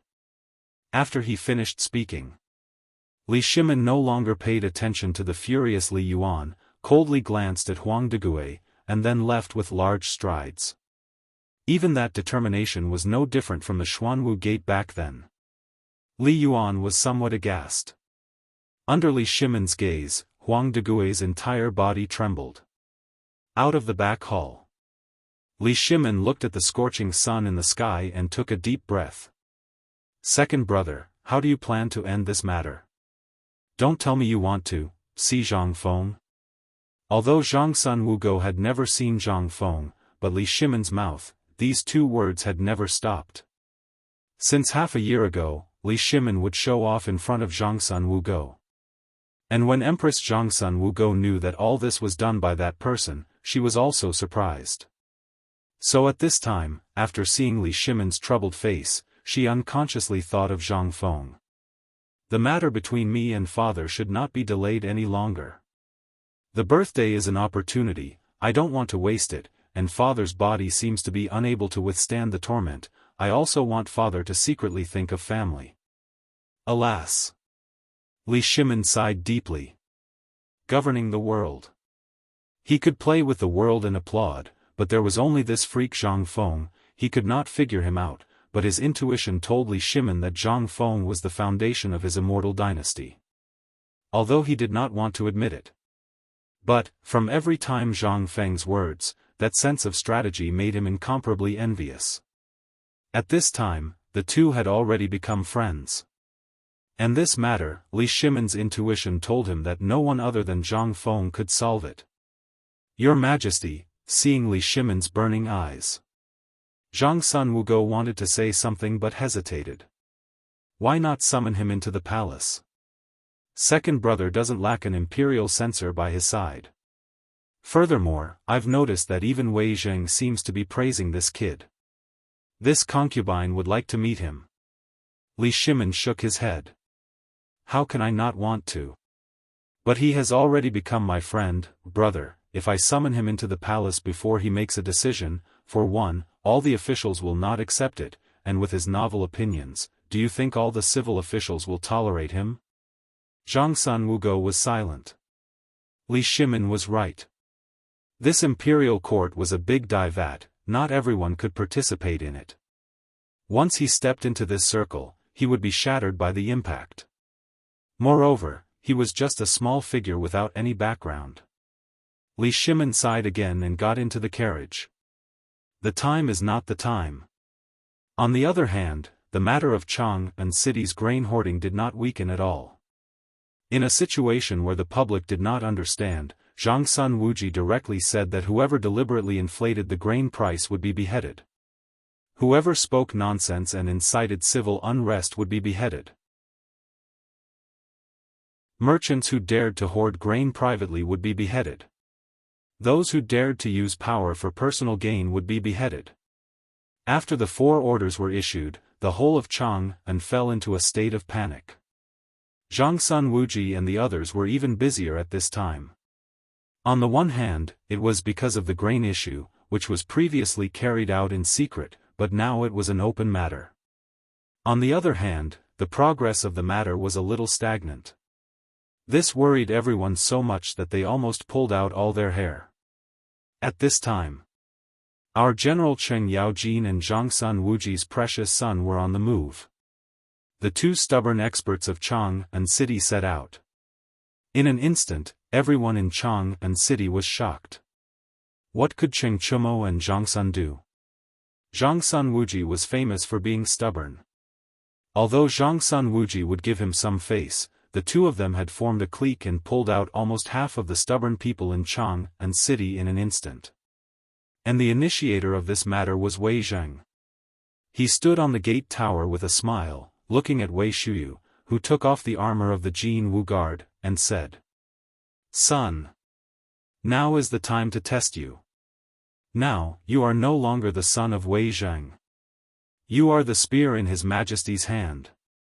Go. Take your brothers and show His Majesty what you have done. These words instantly made Cheng Chumo and Zhang Sun explode. With a roar, they grabbed their weapons and rushed into Chang'an city. Du Ruhue looked at Du Go with worry in his eyes and asked, Brother Wei, can this method really solve the current chaos in Chang'an city? Everyone else was the same. They were afraid that their precious son would cause trouble. However, Wei Zheng still looked in the direction of the East Market and said, This is a test. This time, if these bastards can really solve the chaos in Chang'an and stock up the food smoothly, this will be their invitation to become Zhang Feng's disciple. No one was a fool. They instantly understood the idea of Wei Zheng, the old fox. Even Cheng Yaojin had a rare moment of enlightenment at this moment. Wei Zheng, do you mean that as long as the food chaos in Chang'an is solved, my son can go to the tavern? What if the outsiders are criticized because of this? Wei Zheng was speechless and smiled slightly. Not only that, it's inconvenient for us old guys to show up. Now it's up to them. After all, the world will belong to the young people in the future. This time, not only will they solve this problem, but they will also deal with the nobles from the foreign countries and make them understand a principle. What principle? Everyone asked in unison. Wei Zheng's eyes were fierce. He said word by word. This is the Tang dynasty. Chapter 139. Just as Chang'an City was in chaos, in a small tavern. It was when Zhang Feng's talk show had just started. The cowardly guards of Zhenla, who knew nothing about the power of the fine wine of the Tang dynasty, each drank a jar of 55-proof white wine. At this time, a large number of people had already been drunk. Some were crying and screaming while hugging the table legs, some were giggling, and some were vomiting so much that they even vomited out bile. Now, they were all vomiting. However, the Crown Prince was the Crown Prince after all. Although the wine of the Crown Prince and the Princess was only diluted by 20 degrees by Zhang Feng, their faces were still red at this time. Together with their dark faces, they looked like the color of sweet potatoes at this time. The two were attracted by Zhang Feng's speech. At this time, they no longer cared about their identity. They stared at Zhang Feng with their big black eyes and asked, Master Zhang, may I ask, how can we make Zhenla as rich and powerful as the Tang dynasty? Rich and powerful? Zhang Feng rolled his eyes at the Crown Prince, stared at the huge jade on Princess Dala's chest, and said, let me ask you, how many people do you have in Zhenla? The Crown Prince of Shiwa frowned and counted with his fingers for a long time before he said with a big tongue, about 300,000 households, less than 400,000 households. Then, you want to compare with the Tang dynasty with so few people? Do you know how many people there are in the Tang dynasty? Zhang Feng stretched out his hand as he spoke. He said mysteriously, more than 5 million households. Of course, he didn't know how many people there were in the Tang dynasty. Besides, how many people there were was none of his business. Could it be that the small Zhenla kingdom would actually count them seriously? If he really did that, then in minutes, the butcher's knife of the mighty Tang dynasty would cut off their livelihood. However, even though it was just a random number that Zhang Feng came up with, Prince Zhenla and Princess Zhenla still gasped. Hiss! 5 million? So many? Then, Master Zhang, how did the Tang dynasty become so rich and powerful? As the Crown Prince of Zhenla. This time, with the help of Li Yuan's birthday celebration, it was also the first time they came to the Tang dynasty to seek some experience that they needed. After all, those ministers and envoys were all closely watched by the officials of the Tang dynasty and at all levels, so they had no chance to come to Chang'an to experience life. But they were different. They were juniors, and they had also received the approval of the Tang Emperor to come to Chang'an City, the most famous city in the Tang dynasty, to broaden their horizons. After all, the land they lived in was basically saline alkali soil, and the grain production basically depended on the trade with the Tang dynasty. If Zhenla could learn a little bit of craftsmanship, it would be very good for his development. This time, he was able to enter the tavern because he was attracted by the strange chair and the strange pot. What was the most famous thing about the Tang dynasty? Porcelain. However, Shiva had never seen this item before. It looked like porcelain, but when he touched it, it was actually iron. And it was the kind of iron that was poured into one. If he could get such a technology, then Zhenla would be saved. How could Zhang Feng not know this silly guy's purpose? This Zhenla was a typical fool with a lot of money. If he didn't take advantage of him, who would he take advantage of? Zhang Feng deliberately kept silent for a moment. Then, he whispered mysteriously, "I'll only tell you about this. You mustn't tell anyone else. Master Zhang, please tell me."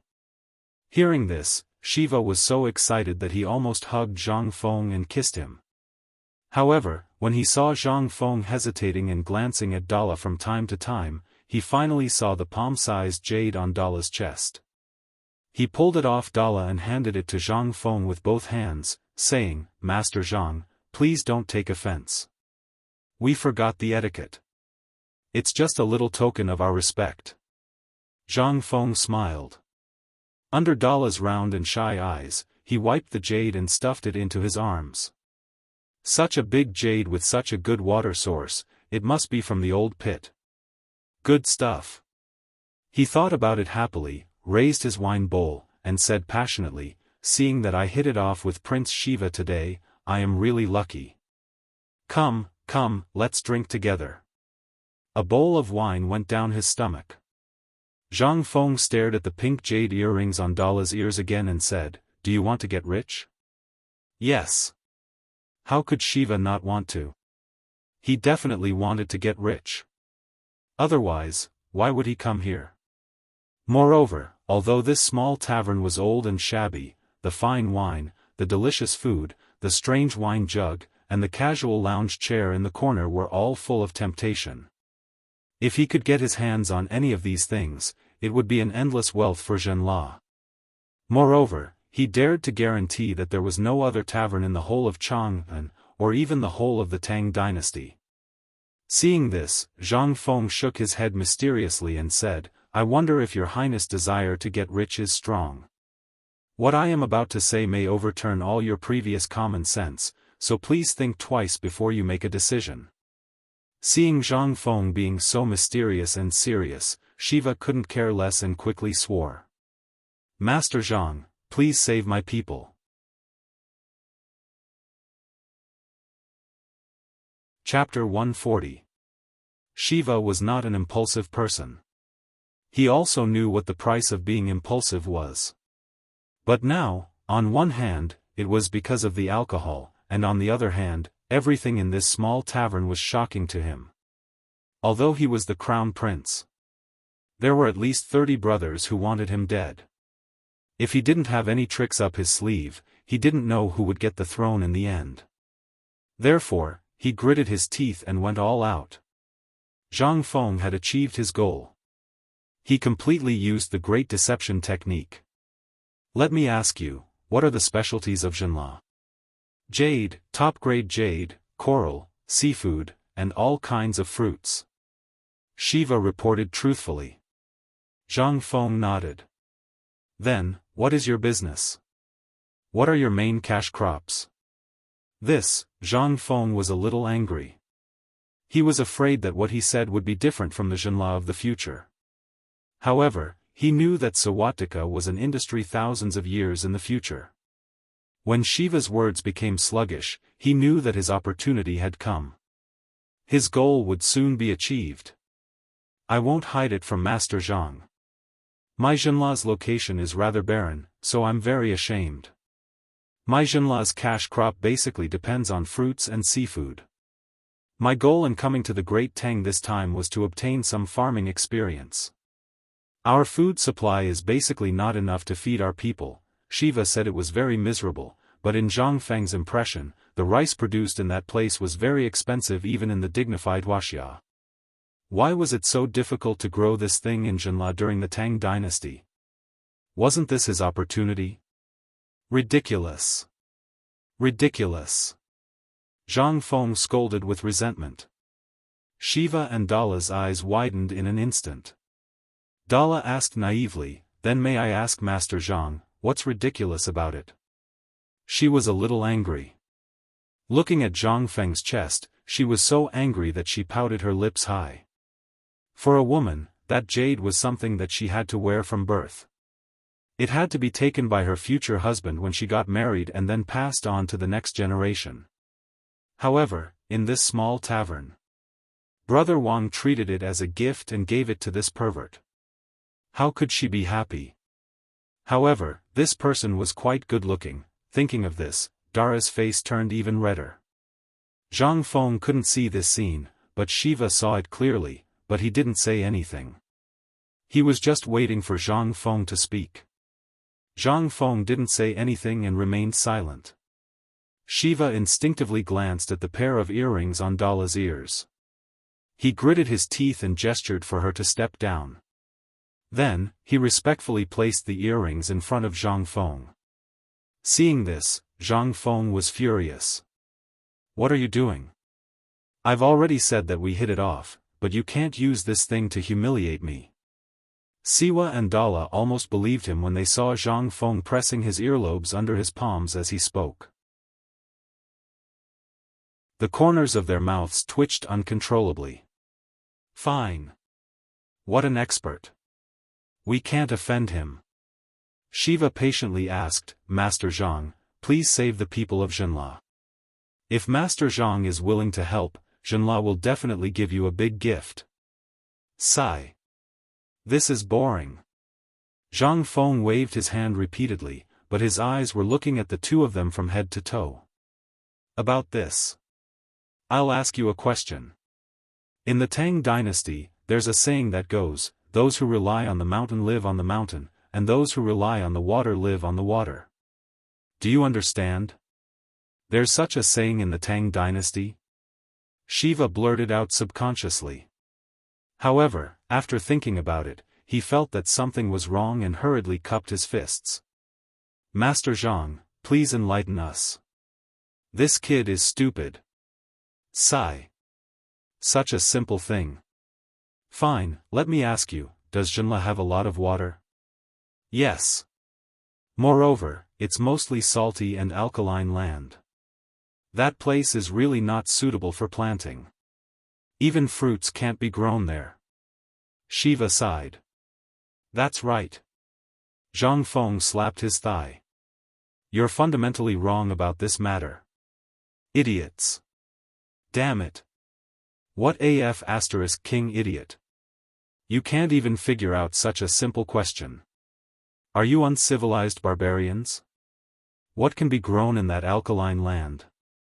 Do you think Elder Yuan is the culprit?" However, with a purpose in mind, Zhang Feng patiently asked again, "To your east, is it facing the sea, where flowers bloom in spring? Master Zhang, have you been to Zhenla?" Shiva was shocked. If he hadn't been to Zhenla, how could a small shopkeeper from the Tang dynasty know so much? Although it was not a secret, Shiva felt that an ordinary person like him wouldn't have the ability to cross mountains and rivers to go to Zhenla. "Don't tell me you haven't been to Zhenla. But that's not important. I'm just asking you, right?" "Yes." Shiva was even more certain that Zhang Feng was that mysterious expert. He might be the kind of immortal that was described in the ancient books. At this moment, he was even more respectful and almost knelt down. After getting the answer, Zhang Feng confirmed the direction and said regretfully, "Don't any of you know the principle of relying on water to make a living?" Chapter 141. Zhang Feng really wanted to pry open this guy's head to see what was inside. How could they not know such a simple question? Although Zhenla had only been established for a short period of time, Zhang Feng understood the history of Zhenla and other places after thinking about it carefully. Now, it seemed that other than Zhenla, there were only some tribes living in groups. After thinking about this, Zhang Feng sighed. This time, he had given Lao Li and the others free labor. The seafood in the sea had long made him hungry. "Let me tell you this. The sea is a treasure given to you by God. Don't you cherish it?" "Yes.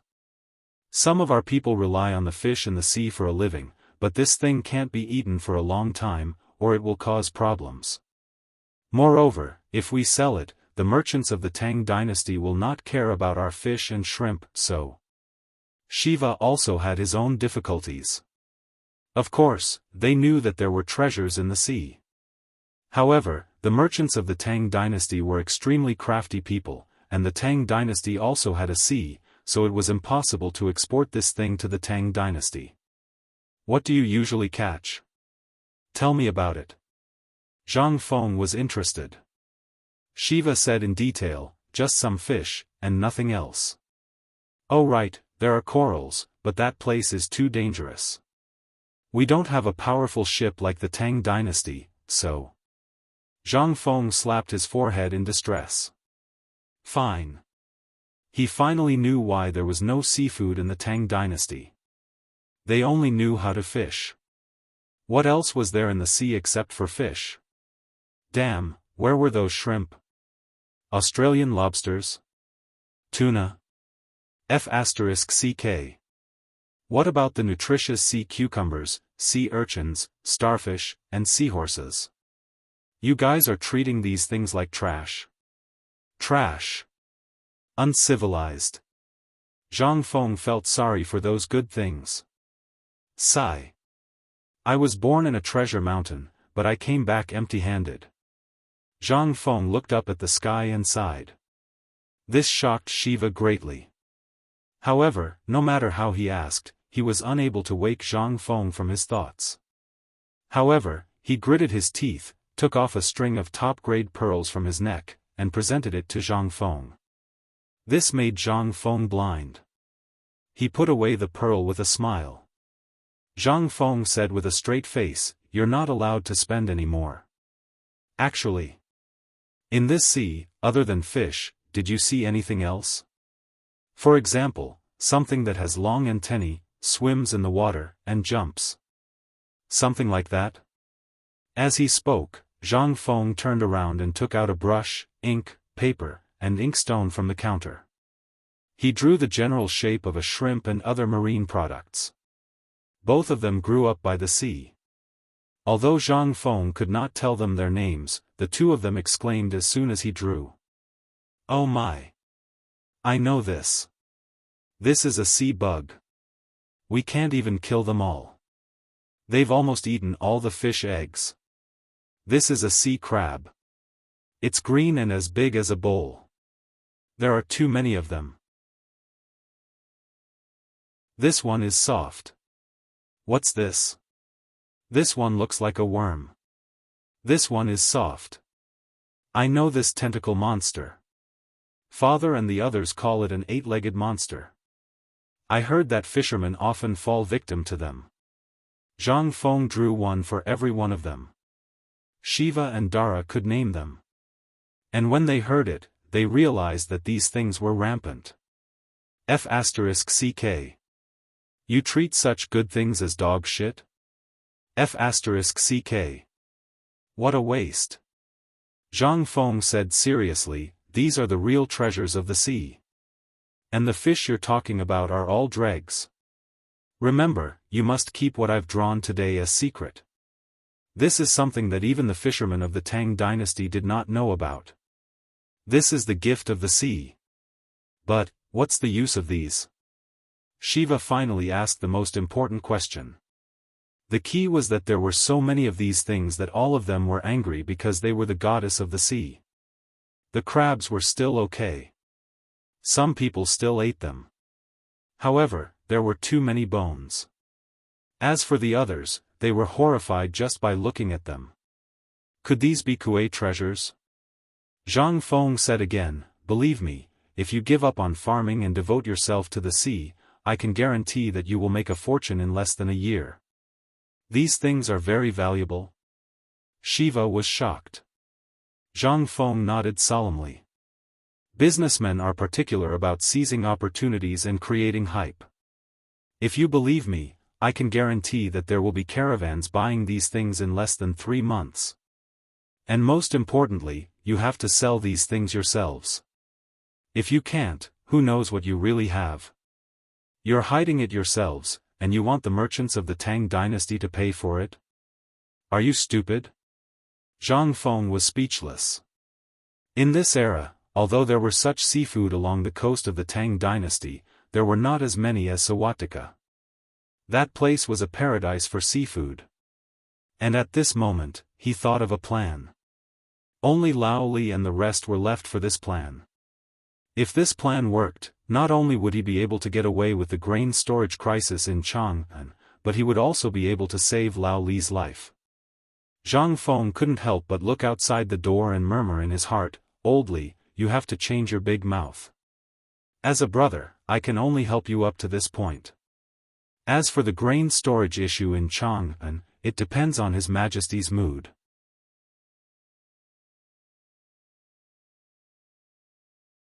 Chapter 142.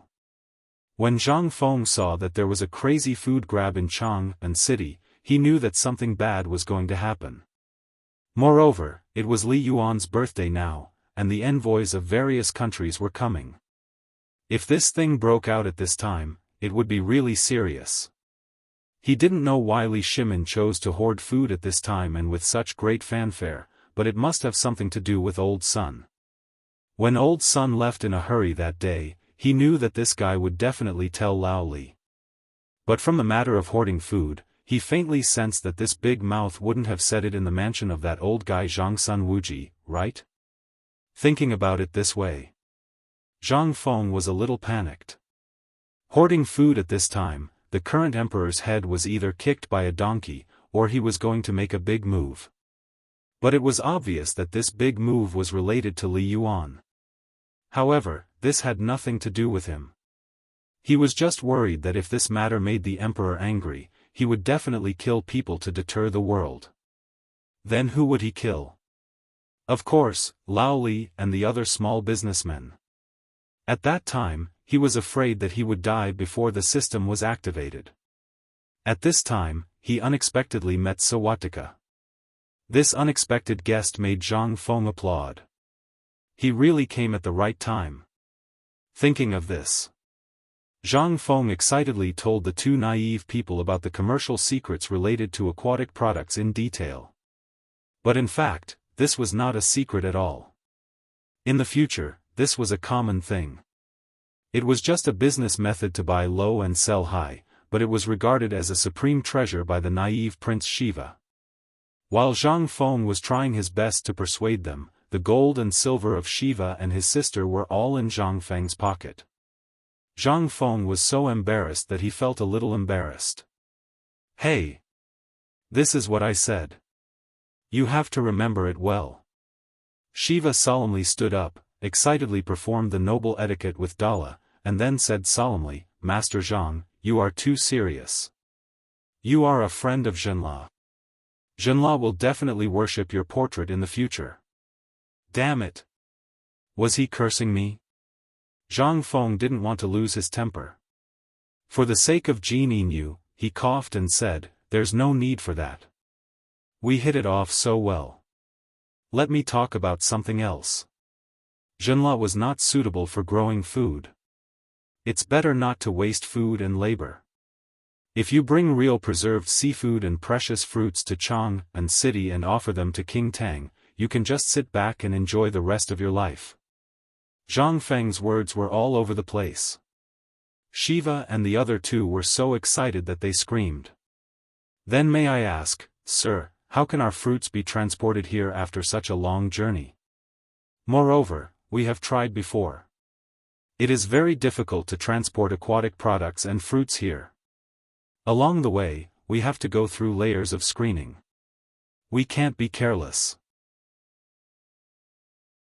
Basically, we can't pass Jiangnan.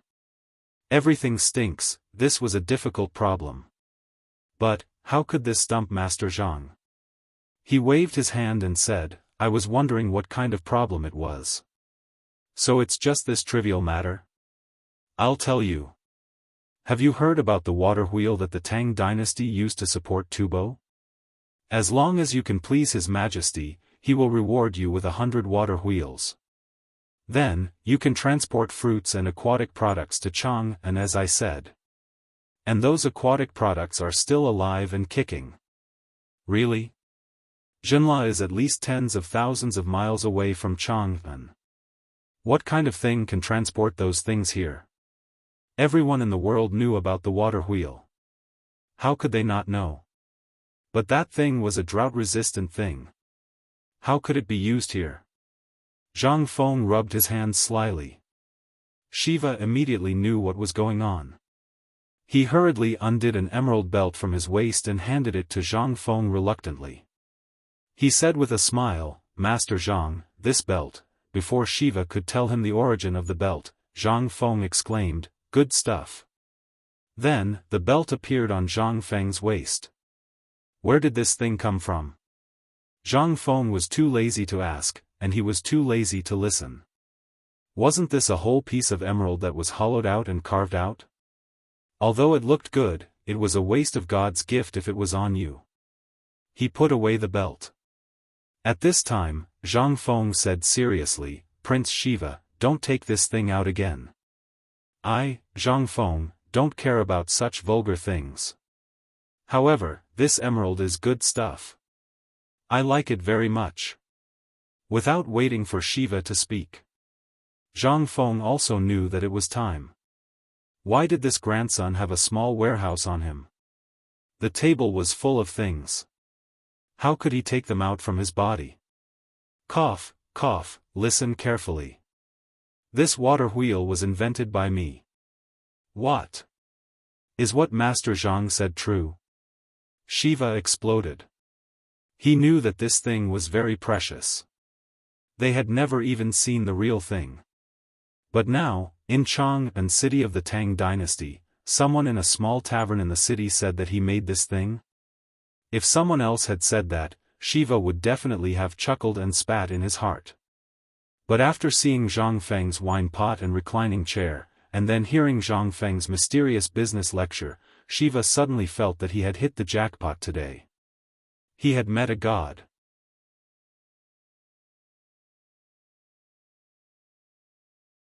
Chapter 143. Zhang Feng was so embarrassed that he was about to get cancer. Being stared at by two dark monkeys with shining eyes, no matter how thick-skinned he was, he could not help but feel flustered. He hastily coughed and said, "You should think about this matter carefully. As for the water wheel, if you understand, I will tell you how to transport seafood and fruits, as well as the method of preserving freshness. Now, I will tell you another way to make the country prosper. Are you interested?" Yes. Shiva wished he could strangle Zhang Feng's neck and shake out the things in his head. Seeing that Zhang Feng was finally not long-winded, he was so excited that his muscles were cheering. What a good man. If he could solve the problem of hunger and make Zhenla prosper, then everything else was nonsense. Seeing Shiva like this, Zhang Feng smacked his lips and said with waning interest, "Actually, you really deserve to die. I remember there is a small island south of where you live, about 10 days by boat. That island is rich in spices. That thing is everywhere. You only need a piece of broken knife to exchange for a big bag. Do you know how much that thing can be sold for in Chang'an?" How much? Shiva and Dara's eyes were wide open. 100 coins. A whole 100 coins. Hiss. Shiva could not help but gasp. He knew that place, but he only knew that those things could only be used to smoke rooms and mosquitoes in summer in his palace. Most of the time, the people cut them for firewood. But now, when he heard Zhang Feng's words, Shiva's face turned red. Damn it! He had wasted so many things for nothing.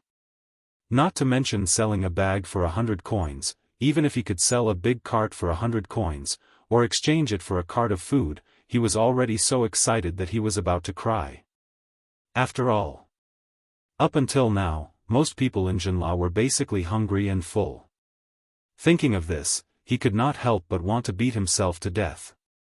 Hurriedly grabbing Zhang Feng's hand, Shiva asked excitedly, "Master Zhang, may I ask if those things you mentioned are sold in Chang'an? I don't want to wait a moment longer.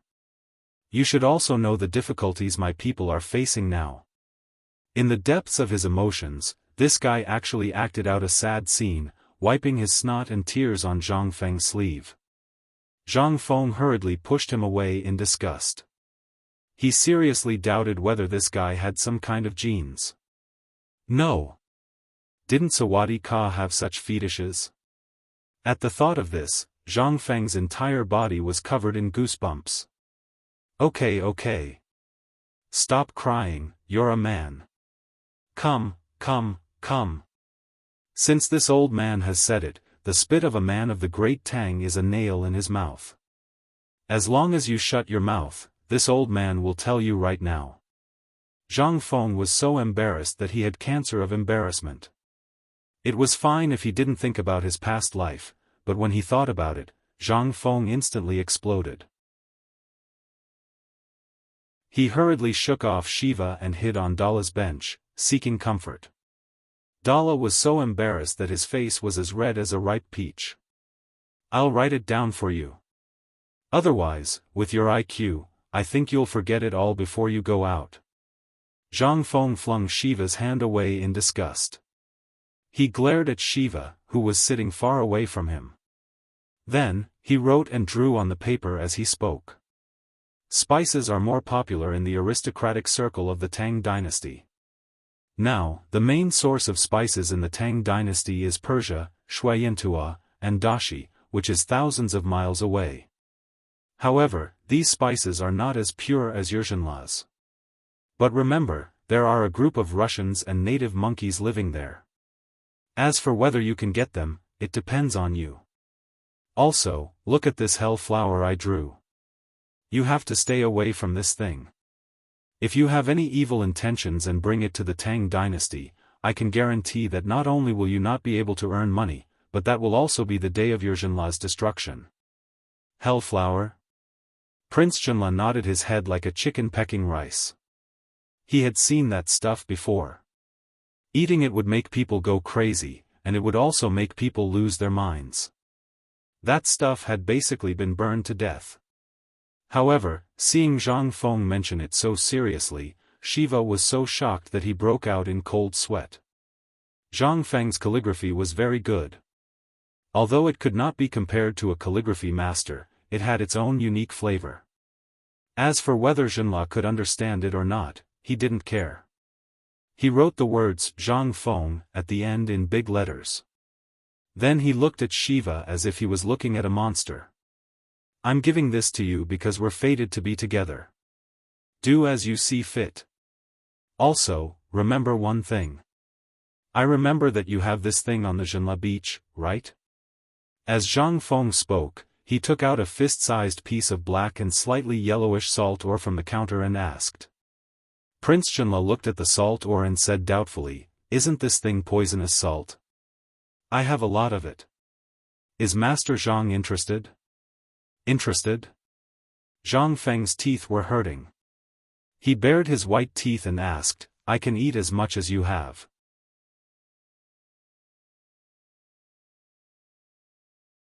Chapter 144. Siwa and Dala looked at each other. They looked at Zhang Feng as if they were looking at a monster. This thing had troubled them for generations. Because of this thing, they could not grow food. Many things could not be grown. Moreover, there were so many of these things that it made one's hair stand on end. They could not eat it. Not to mention that not a single blade of grass grew nearby, even animals did not dare to come close. But now, this mysterious Master Zhang actually wanted it? That's really too good. Deal. It was rare for Siwa to not be shy. He grabbed Zhang Feng's hand, scaring Zhang Feng so much that he bounced up reflexively and almost jumped into Dala's arms. Don't. It's improper for men to touch each other. Please respect yourself. I'm a very self-disciplined person. Zhang Feng waved his hand repeatedly. Then, he glanced at Dala, coughed, and sat still. He regained the demeanor of an expert and said, "I want to ask, do you have a lot of these things there?" Sigh. Siwa sighed. Master Zhang, are you testing my sincerity? I know that Master Zhang must have been to Jinla. Otherwise, it would be impossible for you to know so much about Jinla. Don't you know that there is at least an area of a city in the south of Jinla with this thing? Every year, we spend a lot of manpower and financial resources to manage this thing, but this thing is like the stones in the ground. There are so many of them that it makes one's hair stand on end. This is the main reason why our people can't fill their stomachs. I didn't expect Master Zhang to like this thing too. If that's the case, I'll make the decision and give it to Master Zhang. But my country's strength is limited, and this thing is rich in poison. So, if you want it, you can dig it up yourself. No matter how much you want, Zhenla will open the door and give it to you. He was not stupid. As the prince of a country, he had seen Zhang Feng's magical ability. If he still did not know that Zhang Feng was after their thing, then he would really be a pig. Zhang Feng's head was a little twisted. He thought that this guy was easy to fool, but he did not expect that he would be led into a ditch. Could he go to Zhenla? Could he go? He couldn't go. If he did, it would no longer be a treasure. It was quite simple to refine this thing. As long as his people dared to go, the art of making salt would definitely be leaked in less than half a year. Zhang Feng's mouth twitched. His expression didn't change as he glanced at Shiva and said, I have some use for this thing, but it's not that useful. I know a merchant who buys this stuff. If you want to sell it, I estimate that a cart of this stuff can be exchanged for 10 caddies of grain. Do you want to trade? Zhang Feng spoke without blushing or panting. After saying that, he couldn't stand Shiva anymore and took a sip of wine from his bowl. Then, he put away the paper on the table and prepared to leave. However, at this moment, Shiva seemed to have realized that if he didn't agree to this matter, then everything they had discussed before would be for nothing. Because until now, Master Zhang only told him that those things could make him rich, but he didn't tell him the ultimate goal. He also knew that this poisonous salt seemed to be an additional condition. Although he didn't know what Zhang Feng wanted this thing for, he didn't ask. A cart of trash could be exchanged for 10 caddies of grain. That was just a saying, 100 carts could be exchanged, heavens. Thinking of the countless poisonous salts, his eyes burned with passion. He gritted his teeth and pressed down on the corner of the letter, saying, Master Zhang, let's talk things over. If you want me to give you a few carts of this thing, it's not a problem. It's not about the grain or not. If you really want to do business with this thing, then I'll be serious. A cart of 10 caddies of grain, I'll take it seriously. Zhang Feng smiled and sat down again. He patted Shiva's shoulder that was full of dust and said, That's right. This thing is actually not worth much. I'm just testing you to see if you have the sincerity to do business with Zhenla. I can guarantee that the people I know are powerful enough to take all of the things I mentioned before. But as for everything else, you'll have to discuss it yourselves. I just saw you because of fate. As he spoke, he removed Shiva's hand and crumpled the paper into a ball under Shiva's and Dala's fierce gazes. Dala didn't care about anything else. Although he was blushing, the beauty hidden under his dark skin made him look a little more pleasing to the eye. Otherwise, Zhang Feng wouldn't have been so unscrupulous. Master Zhang, my brother and I came to Chang'an to solve the grain problem of Zhenla. Today, we saw so much grain in Chang'an city and heard that His Majesty the Tang Emperors is stockpiling grain. Therefore, we have to discuss this matter seriously. We will tell my father everything that happened today. This matter must be approved by him personally. You should discuss this matter as soon as possible. After all, I've only met that businessman twice. Maybe he will go to Daoist on that day. He had finally taken the bait. Lao Tzu was going to become the savior of Sawatika. Lao Li. Lao Tzu, I've added another bargaining chip for your life. I hope your bad temper doesn't kill you now. Otherwise, Lao Tzu would really be alone in the Tang dynasty.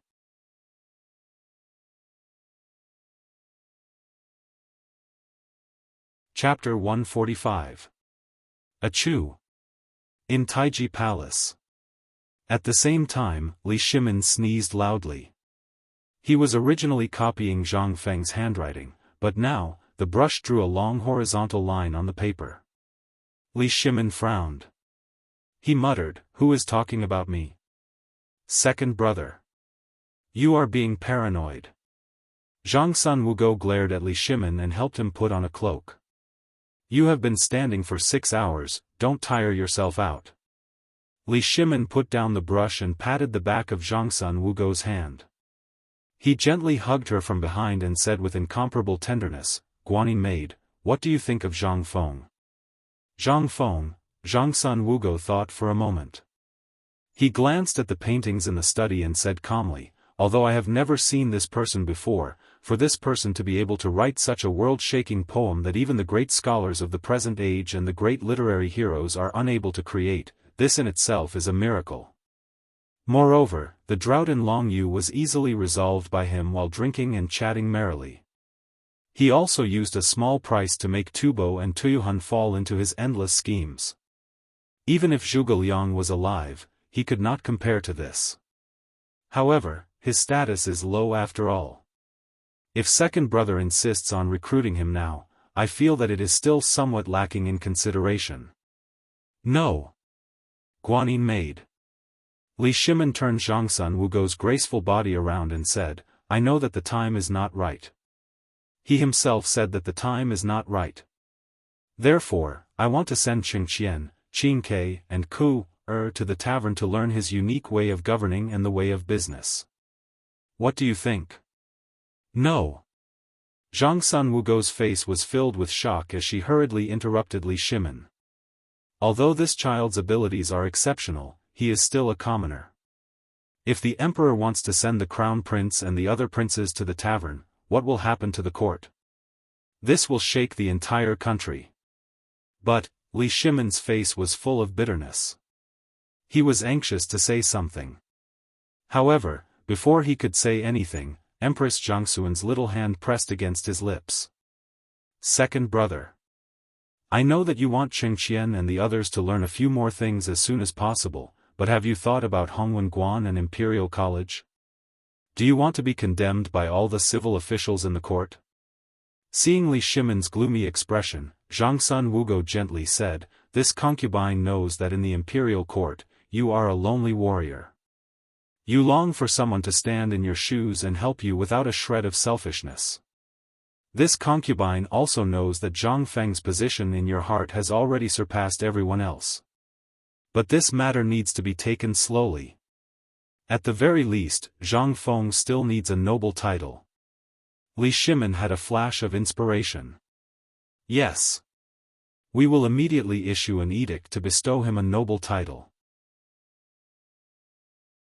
This way, all the civil and military officials in the court will not have a single word of complaint. Your Majesty. Zhang Sun Wugo hurriedly blocked the agitated Li Shimin. What name are you using? Right now, the matter of Tubo cannot be exposed. Moreover, the true effects of the water will have not been revealed. Even if the contribution of the salt-making technique is meritorious, this is not the time. Li Shimin vexed and viciously broke the red sandalwood jade brush. He sighed, it is rare for us to have a close friend. However, we can't do anything right now. Only something as insignificant as money can express one's sincerity. However, Guanyin servant, you should know that Zhang Feng's goal is not money. If he wants to be rich enough to rival a country, then the method of cooking locusts, as well as the mysterious wine and delicacies, which one of these would not allow him to make a fortune? However, he did not. Perhaps it is because he is too lonely. At this time, Li Shimin somewhat believed Zhang Feng's words. He was an old monster who had lived for 5,000 years. However, when he thought of his exaggerated and indifferent way of speaking, it was completely to talk about loneliness. It was because he was lonely, endlessly lonely, that he told me everything. But how could Li Shimin not know the importance of each and every one of these things? If he really wanted to make money, he could completely know the value of the water wheel, and it was not only so much. However, the money given to him, he did not even count it and took it into his arms. It seemed that he was greedy for money, but in fact, he was hiding his loneliness. Was this the attitude of looking at the overall situation? When can we have such charm? Originally, he was prepared to find Zhang Feng earlier today. However, the trivial matters of Chang and city, as well as the matter of the foreign envoys, made him extremely busy. Only now did he have some free time. However, when he was free, his mind was full of Zhang Feng. At this time, Li Shimin had an urgent hope. He urgently hoped that Zhang Feng could be by his side and let him stand in the main hall of the political announcement palace. He wanted to let those decadent and useless civil officials see that the Tang dynasty was not only decadent people like them who only cared about their own interests and did not have the slightest intention to improve and innovate for the Tang dynasty. Thinking of this, he looked at the fiery sunset outside the window. Li Shimin put his hands behind his back, like a lonely wolf, looked up at the sky and said, "Guanin's servant, follow me out of the palace to see that bastard."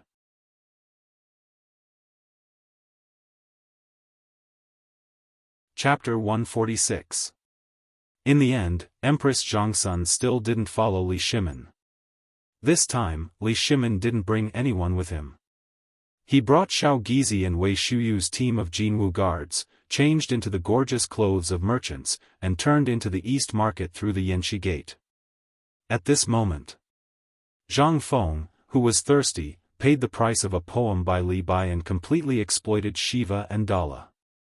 Then, he waved his sleeve and said, "I'm tired. Please go back." The two trembled with fear as they held Zhang Feng's calligraphy. They kicked the servants who were pretending to be asleep awake and then bowed and left Zhang Feng's store. Shiva even tactfully closed the door for him. When he hid behind the door and heard the sound of footsteps gradually fading away, Zhang Feng's mouth was about to reach his ears. "I'm rich. I'm really rich. Jade. They're all top-grade jade. Damn, these idiots. Although they're stupid, they're really rich." Looking at the table full of jadeite and other valuable items, Zhang Feng concluded that if he sold these things, he would definitely be able to amass an unimaginable amount of wealth in a short period of time. But, was he greedy? Greedy my ass.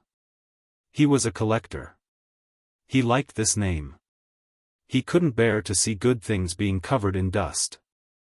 Anything in the hands of others was equivalent to asking for his old life. Any one of these things, if passed down to the future, would be a priceless treasure. He was thinking, if he could return to the modern world after the system was activated, should he bring Lao Li and the others to see the modern Chang and city?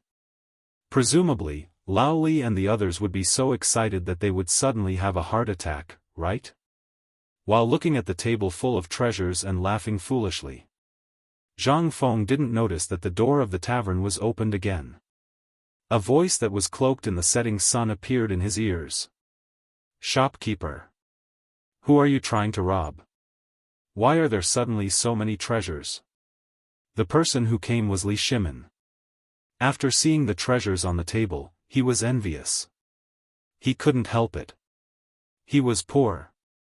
In the Tang dynasty, he needed money. Moreover, the Emperor Emeritus's birthday was about to be celebrated. He was having a headache about money. Now, seeing the table full of money, his eyes couldn't help but light up. But at this moment, Zhang Feng was like a hen protecting its chicks. He pounced on the table, and stuffed all the treasures on the table into his clothes, leaving only the string of pearls and some small parts outside. Seeing this, Li Shimin says, "Yo! Lao Li, I thought you were caught in the prison. Zhang Feng laughed and threw all the treasures on the floor inside the counter as if they were rubbish. Then he clapped his hands. Tavern Feng He took out a jug of fine wine from the counter and said, "What's going on today? You don't seem to be in a good mood." Ignoring Zhang Feng's jesting, Li Shimin looked at Zhang Feng with interest, looking him up and down. Zhang Feng was a little angry. He had just experienced swatika. There were still many shadows in his heart. He didn't expect that before he could recover, he would be stared at by Lao Li again. It would be strange if he didn't explode. Ahem. Zhang Feng coughed. Li Shimin retracted his gaze playfully. Looking at a dropped earring on the table, he teased, "So, you brat, you robbed Yan Lai restaurant? Get lost. Zhang Feng, who was embarrassed into anger, shamelessly put the earring in his pocket and said, if I had that ability, I wouldn't have opened a small tavern. By the way, why are you here? Where are they? Seeing that Zhang Feng didn't say anything, Li Shimin didn't bother to ask. They're all busy stocking up grain now. They're very busy during this period of time. Zhang Feng was puzzled. Then why are you so free? You still have the leisure to come here? Tell me, did you get into trouble? Waiting for me to bail them out? He didn't believe Li Shimin's words when he was eating. But Li Shimin didn't intend to say anything about this. This matter did go wrong, but fortunately, Lord Zhangsun will take care of everything. We're fine for the time being. We're fine. That's good. Lao Li, you have a good life. Now that you've met me, you see, everything is going smoothly. Li Shimin rolled his eyes at Zhang Feng. Don't be confused. Seriously, do these things belong to those Jinla messengers? Don't say no. This jade is a special product of Jinla. It's precious. You know, this earring can be sold for more than 10 taels of gold in the circle of noblewomen. With Li Shimin's sharp eyes, how could he not know who the people who just went out were? But looking at their clothes, other than the clothes, the rest of the ornaments were all gone. Even Prince Jinla's belt and Princess Jinla's head ornament were gone. What could this mean? This guy must have cheated them badly. Seeing that his lie was exposed, Zhang Feng stopped pretending. He smiled and said, when I saw so many people stocking up grain in Chang'an City, I thought something had happened to you. I was thinking of getting some money and using my connections to bail you out. I didn't expect that my efforts were in vain. However, Zhang Feng changed the topic and said mysteriously, Lao Li, I have a big business deal. Do you dare to do it?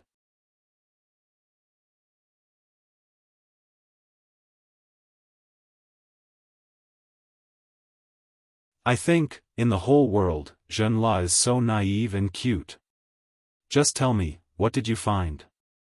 Li Shimin didn't wait for Zhang Feng to finish his long-winded speech and hurriedly poured him a bowl of wine and asked.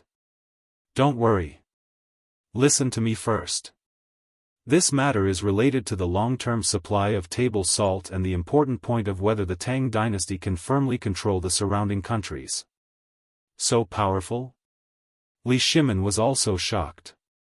He hurriedly put down the irritation in his heart. He listened carefully. Zhang Feng was not in a hurry now. What do the coastal areas rely on for a living, Lao Li? Fishing. The coastal areas of the Tang dynasty rely on fish for a living. Isn't Jinla doing the same? Zhang Feng shook his head and asked again, then, what do they catch? Fish, just fish. Is there anything delicious in the sea? No way. Zhang Feng wanted to vomit blood. The sea. The coastal areas. What kind of place was that? That was a treasure bowl. Let me tell you, the most worthless thing in the sea is fish. Do you think those skinny, salty fish taste good? Li Shimin shrugged and sighed, you may not know. Sea fish are basically an important way to extract salt from the sea. The inland relies on this salt to survive. What do you think these sea fish mean? Wrong. Zhang Feng looked at Li Shimin as if looking at a fool and said, I really doubt you. Are you a businessman? Can't you think this way? Let me tell you, the most worthless thing in the sea is fish. And those things that you think are the most unsightly are the real good things. While talking, Zhang Feng took out a piece of paper again. He seriously drew the shape of a sea cucumber on the paper and said, this thing is called sea cucumber ginseng. You know it, right? I know this. But what does it have to do with this?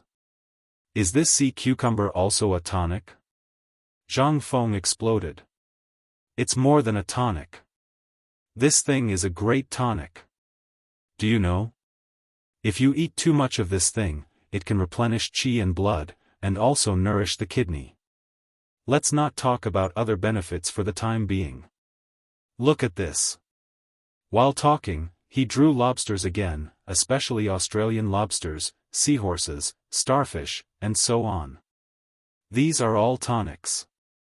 When some things are combined with each other, it will be a medicinal herb.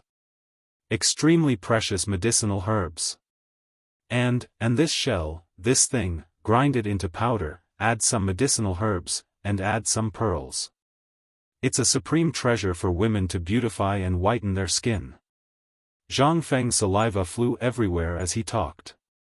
In the end, he tinkered with a set of things for the beauty and skin care of later generations. And Li Shimon's whole body froze.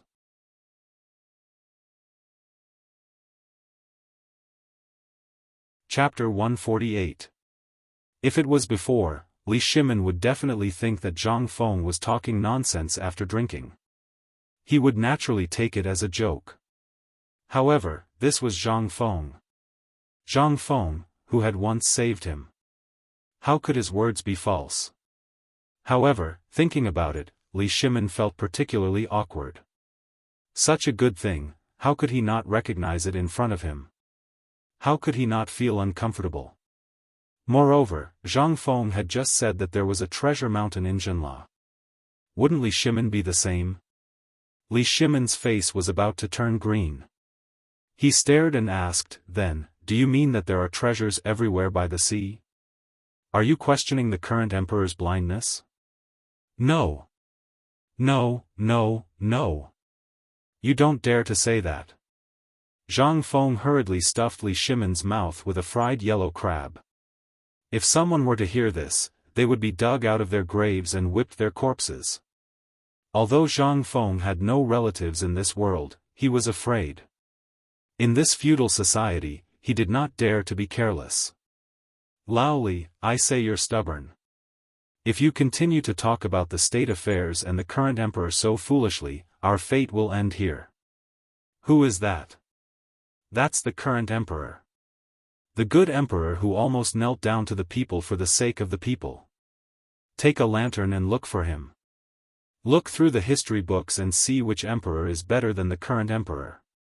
Zhang Feng's method of giving a piece of meat with a stick made Li Shimon extremely uncomfortable, but he also enjoyed such treatment. He did not know if he was cheap or not. But at this time, it was no longer important. He was short of money. Now, as long as he heard that he could make money, he would want to take it as if he was crazy. Moreover, Zhang Feng said it in such a mysterious and dignified manner. Could it be that this little Jianghu is so important? What you just said, I believe there are also some in the waters of the Tang dynasty, right? Why should Jianghu benefit while the people of the Tang dynasty suffer? Before you do. Don't they always say that they want to stimulate the economy and set up cooperatives? Why is that? I said you're stupid. You're still a god, you're really stupid. Zhang Feng was filled with disdain. Let me ask you, this ocean is only so big, but how many people did the Tang dynasty have? If it was prosperous, the Tang dynasty would have to rely on the sea for the rest of its life. What about the next generation? The next generation, they ate up everything in the sea. What are you eating now? Are you stupid? Even rabbits don't eat the grass near their burrows. Why do you always want to eat all the grass around your nest? Wait for the hunters to come and become a delicacy?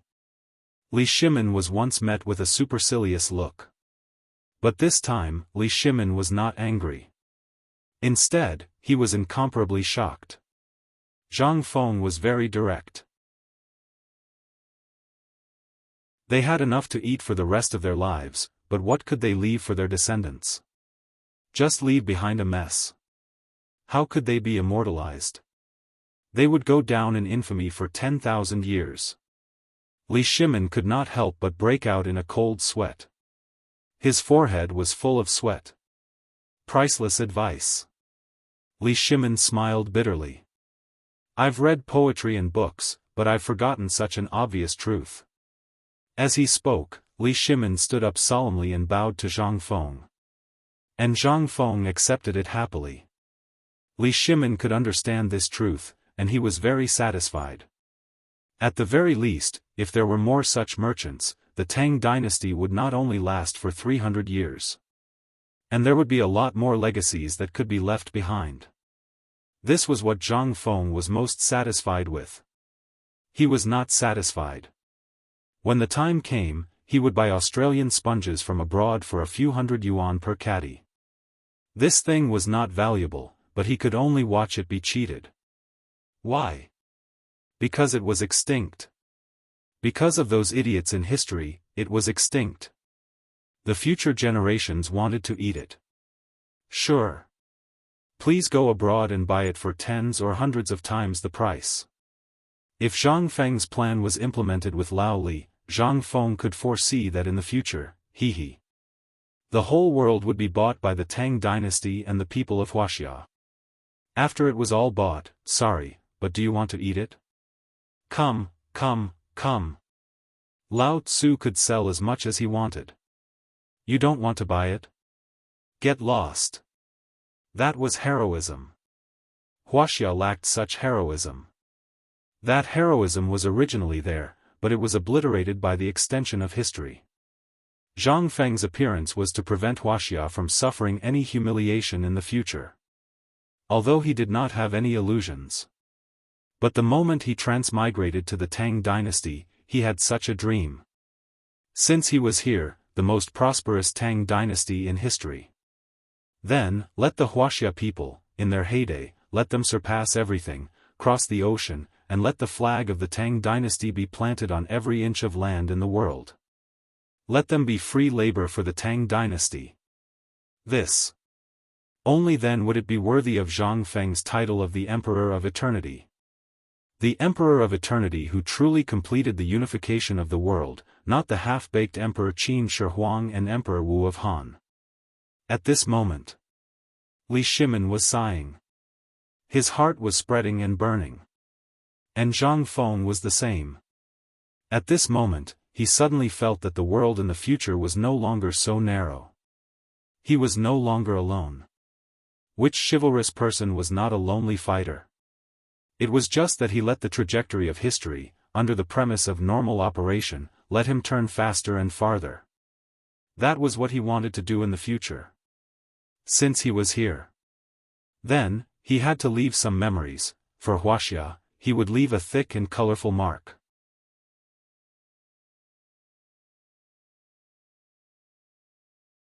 Chapter 149. Li Shimin was very shocked. Such a brilliant plan. This was really a plan to eradicate the family. This plan might be carried out for several generations or even dozens of generations. But in his hands, he was the person at the helm of this plan. He controlled the future of this plan. This was even more exciting for his dream of a golden age where all countries would pay homage to him. Although he knew that he would not live until then. But at this time, he could imagine the expressions of those foreigners who would kneel in front of his tomb and tell him about his deeds thousands of years later when all countries came to pay homage to him. Li Shimin could not help but laugh at his fantasy of a golden age. And Zhang Feng did not disturb him. He knew that Lao Li was enlightened. This was a kind of sublimation. It was also a part of his plan. The great Tang needed merchants like this. These honest merchants lacked the scheming and deceit of the later generations, only a patriotism. This was rare and commendable. He had simply helped the lost find the lighthouse in their hearts at the right time. Hey! Lao Li, are you thinking about the future? Zhang Feng stared at Li Shimin and asked with a smile. Li Shimin's dream was shattered. Not only did he not blame Zhang Feng, but there were also traces of tears in his eyes. Yes. I see the future, no. 10 years later, the golden age of the Tang dynasty. That is what we want to see the most. When we go to every corner of the world, we only need to show the name of the Tang dynasty, and the whole world will bow down to us. What a glory this is! We are no longer the four-legged sheep that others say, and no longer the target that anyone can bully. They can only carve 2 words in their bones. The Tang dynasty. But, what a pity. There are too few people in the Tang dynasty who can have such awareness. Li Shimin shook his head. He abruptly picked up the wine jug and poured it over his head to hide the tears at the corners of his eyes. That's quite a lot. Zhang Feng patted Li Shimin's shoulder and said, "Let me tell you a story. Once upon a time, heavenly lightning struck a forest, and a huge fire burned in the forest for more than 100 days. There were flames everywhere in the air, just like the stars in the sky. Among them, one of the sparks was the size of a fingernail at first, but it drifted and drifted, and in the end, it was only the size of a needle tip that was about to extinguish. When he was about to die out, he landed on a withered grassland. Then, he slowly used the remaining heat of his ashes to ignite the entire grassland." Li Shimin listened attentively. It was as if he was the spark in front of him. Li Shimin cried out in surprise when he heard that spark had used its last bit of heat to ignite the entire grassland. And then? Zhang Feng glanced at Li Shimin and patted him on the shoulder. After that, the grassland burned for an entire year. The soil was burned until it was bright red. Everyone shook their heads and sighed. This place could no longer grow a single grass seed. However, after a rain, everyone was shocked to find that this grassland had once again bloomed with even more luxuriant weeds than before. This, Li Shimin was shocked. Zhang Feng looked at him, dipped the brush in the ink box, and waved the brush on the gray-white wall. A single spark can start a prairie fire. The spring breeze moistens things silently. Fire can start a prairie fire silently. Although it was a poem that was pieced together. Li Shimin was shocked. Looking at the words on the wall, he couldn't help but be shocked. A single spark can start a prairie fire. The spring breeze moistens things silently. Fire can start a prairie fire silently. God. Zhang Feng, this. Lao Li, I hope that you must pass on this sentence for generations to come. Don't underestimate a single spark. Its momentum of starting a prairie fire is unstoppable. No force can stop it. However, it is a catalyst that burns rotten traditions, breaks and establishes, and moves forward. Li Shimin choked. A spark. A spark. Right now, what his imperial court needed the most was a spark of fire. Everyone was adhering to the rules. How could they let the cavalry of the Tang dynasty take another step forward? Although there was a powerful strategy and an unprecedented planning ability, no one carried it out. This was the momentum of starting a prairie fire. This was how the lofty skyscraper toppled. Zhang Feng. Lao Li, am unable to repay your kindness to me. Don't say that you will repay me with your body. I will kill you. Zhang Feng was speechless. He hurriedly supported Li Shimin's kneeling posture and said speechlessly. Zhang Feng's words perfectly resolved the crisis. Because just now, on the beam of his house, Wei Shuyu's crossbow was already aimed at him. That's enough, Lao Li. Let's not be pretentious. Every one of us has a role to play and a mission that we need to complete. I am the one who will make this wheel turn, and you are the one who will make the wheel turn. Lao Li, do you want to build a prosperous Tang dynasty with me?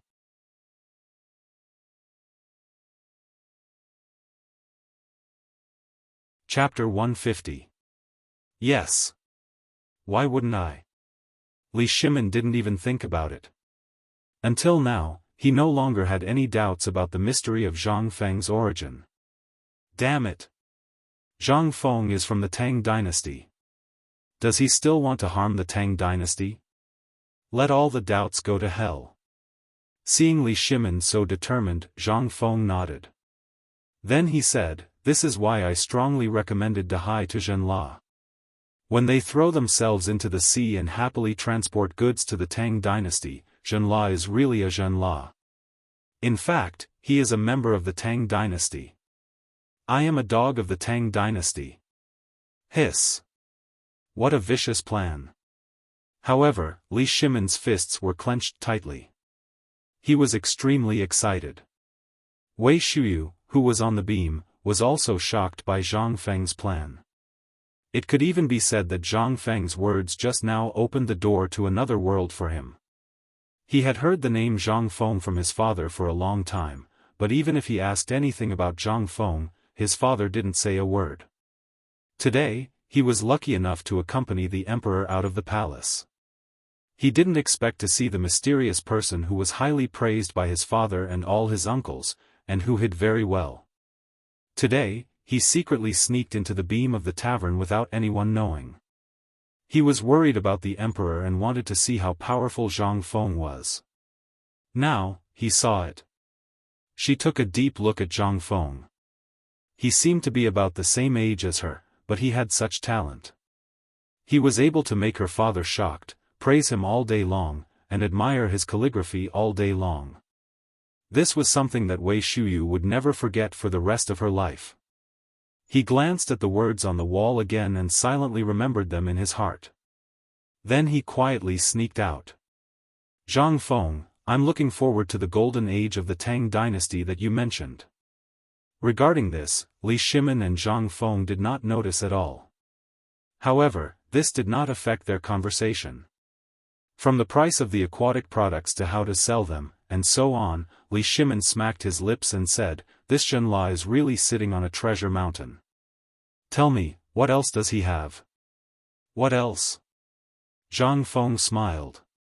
They have a lot of things. While talking, Zhang Feng showed off a handful of jade and said, look at this thing, this is a good treasure. In the future, everything will be yours and mine. Are you satisfied? Also, do you know how profitable the best spices on the market are? Li Shimon was shocked. Touching the sachet on his belt, he asked, could it be that Zhenla also has this thing? This thing costs 100 strings of coins per caddy. Ha!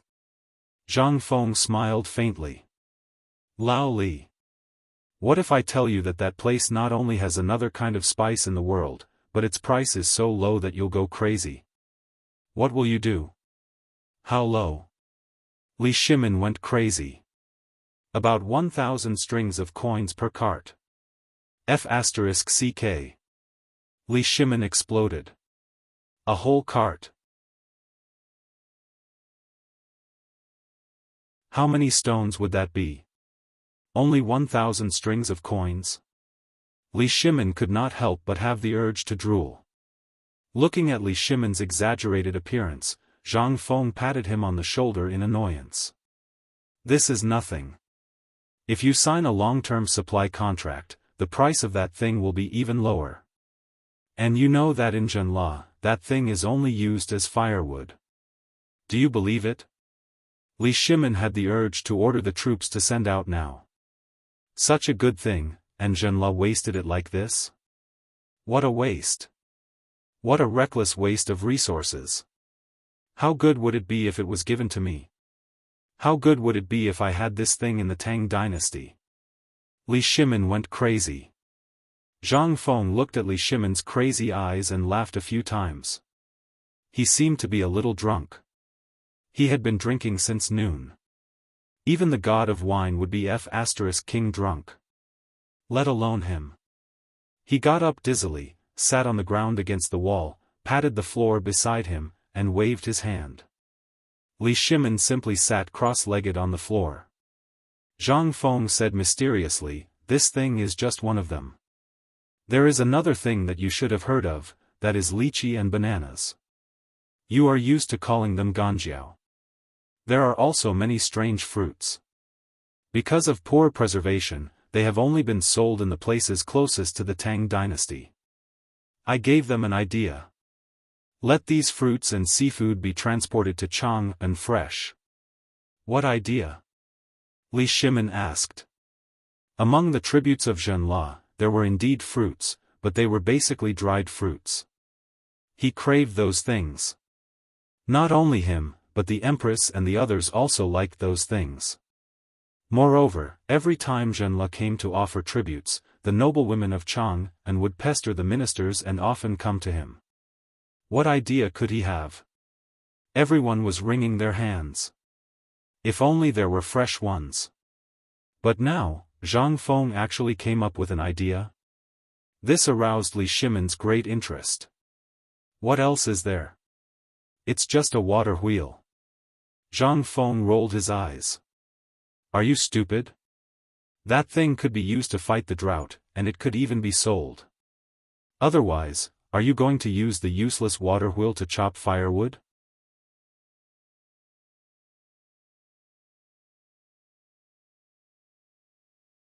Chapter 151. Li Shimon's head was swollen and hurting badly now. He felt dizzy. It was as if someone had hit him hard with a stick. His original plan was to sell the remaining 80,000 water wheels to Tubo or Tuyuhan. But now, it seemed that this plan had to be changed. There was a way out for what was originally a headache. Do you want it or not? If you don't, I'll turn around and use it for business. This was far more cost-effective than buying a water wheel. How much would it cost to build one? As long as you Tubo or Tuyuhan have food, my Tang dynasty will make as much as you want. No. Now, it had to be changed. He couldn't use the wood of the Tang dynasty. If you want it, exchange it with wood. Li Shimon suddenly felt that he was so wise and mighty. Aya, brother Zhang Feng, just say it. What other good things do you have? Just tell me all of them. Don't spill the beans. It's really making me anxious. Li Shimon couldn't wait any longer. He couldn't wait to go back and personally summon Prince Jinla and the others. It would be best if he signed the contract tonight for 100 years, no, a 500-year contract. He would directly tie him down. Zhang Feng saw that Li Shimon was really smiling at this time, without the worry when he entered the door, and said slowly, actually, the map outside Jinla is very big. They are very wild and barbaric.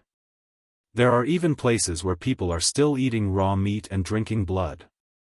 There are countless resources in such places waiting for us to explore, so Jinla is our first step. And Jinla is actually nothing, Lao Li. Zhang Feng couldn't help but sigh. He was afraid that what he was about to say would scare him. An endless supply of salt. Even if it was recorded in history that it was mined from the Tang dynasty, at least during Zhang Feng's time, there were still people mining. Although at that time, no one cared about salt. He only went to take a look out of curiosity when he heard the old man in Sawadika talk about it when he was traveling. This was enough to show how abundant the production of this thing was, right? Even after thousands of years, they still couldn't finish digging. If this wasn't a treasure, then what was? Zhang Feng wanted to completely turn salt into a cheap commodity. This Jinla was the key to this. Otherwise, with the amount of salt produced in the Tang dynasty, not to mention selling it, it wouldn't even be enough for them to eat. But now, everything is fine. With this toy, those with big necks could scram to the Tubo Turks, Daoist Empire, and other places. The Tang dynasty does not welcome you. No.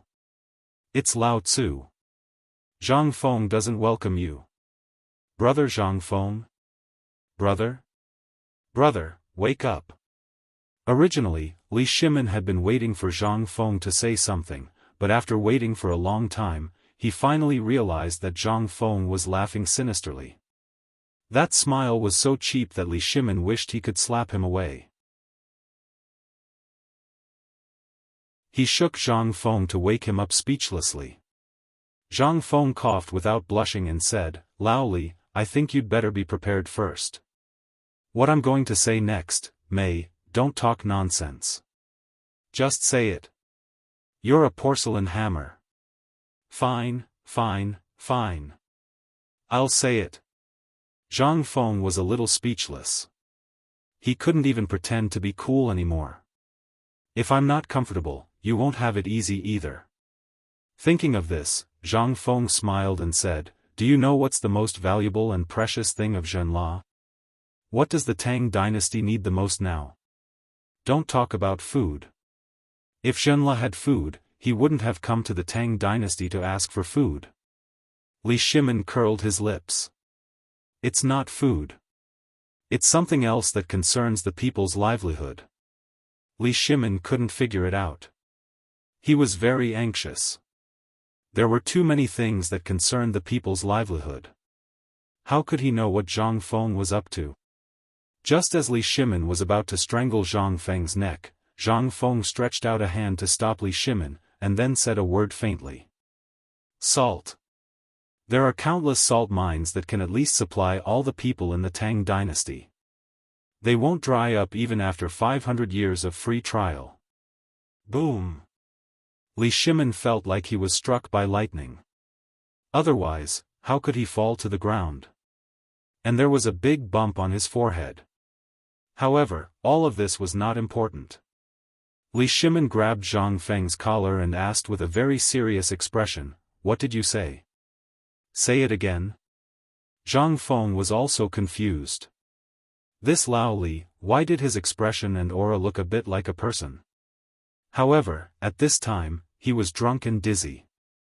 How could he have the mind to think about who Li Shimin looked like? He patted the shocked Li Shimin and said, "Lao Li. That's where you're wrong. I told you to be prepared. You didn't wet your pants, did you?" Under Li Shimin's murderous gaze, Zhang Feng was terrified. "Okay, I won't tease you anymore. Actually, this is true. I was just casually asking. I didn't expect that at least one city area in Zhenla is a poisonous salt mine that even birds and beasts don't dare to enter. I estimated that if we can get it, within 500 years of the Tang dynasty, everyone can buy a caddy of salt for only 1 coin. Li Shimin still didn't believe it. However, he also knew that his attitude was a bit too excited. Fortunately, Zhang Feng was drunk at this time. Otherwise, he would definitely give himself away. Li Shimin smiled bitterly. He still couldn't be as calm as an ancient well.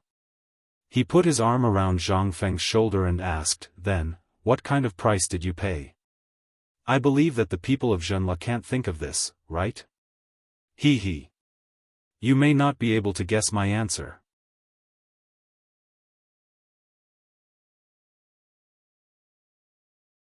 Chapter 152. Li Shimin was speechless. He wished he could strangle Zhang Feng to death.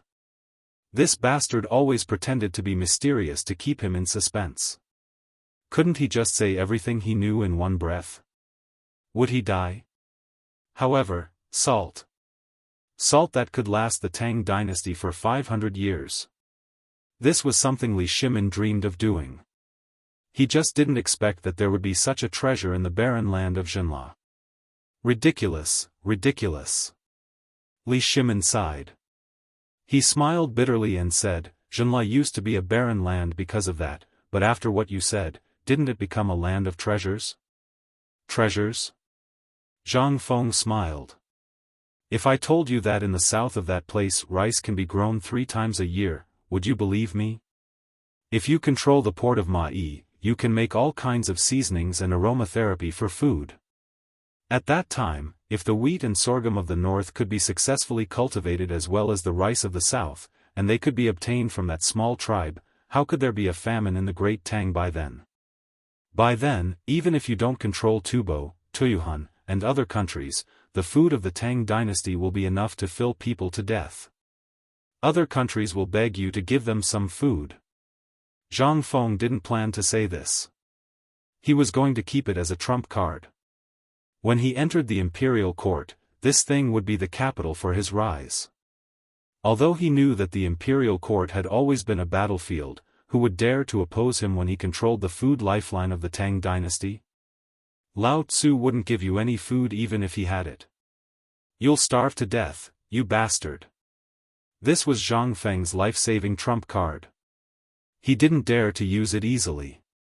This encounter with the people of Zhenla reminded him of the richness of that place. That was why he kept scolding those people who were sitting on a mountain of treasures and starving to death. They deserved to starve to death. They deserved it. Zhang Feng spat again in his heart before he patted Li Shimon's neck in satisfaction. Brother, just you wait and see. In their eyes, it was indeed poisonous salt. But as long as it's in our hands, it's a treasure trove.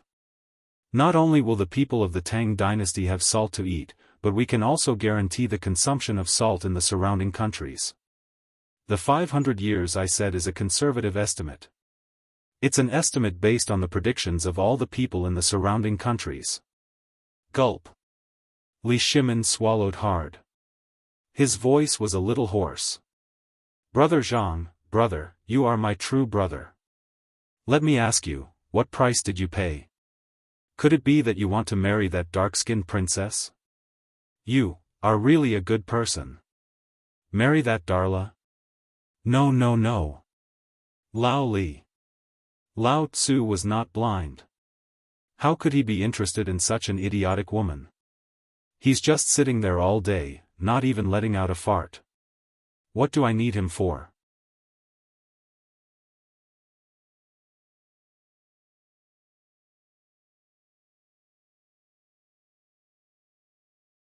Chapter 153. Li Shimin was at a loss for words. Although he knew that the Ministry of Revenue and the Ministry of Works were very pedantic, was the monthly payment really that serious? What kind of person would be described by Zhang Feng as someone who valued money as much as his life? Brother Zhang Feng, what you said is a little too much. Although I've heard of the Nashi people, they are a little pedantic, but it's not like what you said, right? Li Shimin still wanted to fight for it. He was definitely burning up. Was this his imperial court? This is the imperial court. Zhang Feng testified for him. Zhang Feng's expression was solemn. Although he was tongue-tied, his face was red, and his head was dizzy. He still knew the seriousness of the matter. Lao Li, we are brothers. That's why I'm saying so many heartfelt words to you. You must remember that the people don't fight with the officials. You must remember this. Although the current emperor is a good emperor, the group of officials around him are a group of people who have lived a life of wisdom. If it involves their interests or makes them feel that you threaten their interests, they will not hesitate to kill you. This is the reason why I asked you to get in touch with Zhangsun Wuji. He is the Minister of Justice, the Emperor's brother-in-law, and an experienced official. He knows a little about the ways of the world. So, get along with Zhangsun Wuji more. Even if you earn a little less, don't provoke the Ministry of Works and the Imperial Court. If such a day comes, you'd rather hand over all the technology and assets you know, or throw them to Zhangsun Wuji. Run as far as you can. That's the best. The Imperial Court is a nest of quarrels. Your every move is no different from a flea in their eyes. But once a flea like you touches the foundation of their life, they will slap you to death without hesitation. Zhang Feng said with a heavy heart. Li Shimin was silent.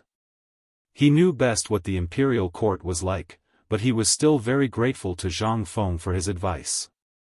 He only dared to say such words because he truly regarded him as a brother.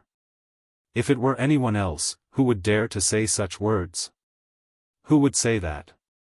Although Zhenla looked like a fat piece of meat, once this fat piece of meat made people jealous, he would immediately become a piece of smelly meat that attracted flies and smelly bugs. Thinking of this, Li Shimin wanted to get up and give Zhang Feng a Confucian bow, but he couldn't get up after a long time. After a few jars of wine, they were all drunk. How could he still have the strength to get up? Li Shimin didn't get up anymore. After some jesting, he asked, in the middle of Zhenla, there is Nanzhao. It won't be easy to get there. Bye? Not a fart. Zhang Feng couldn't take it anymore. He roared with bloodshot eyes. Do you have a pig's brain? I just told you to get closer to Lord Zhangsun.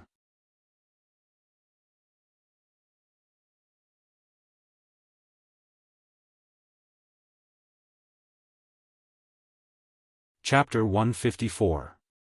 Li Shimin was also stunned when he heard that.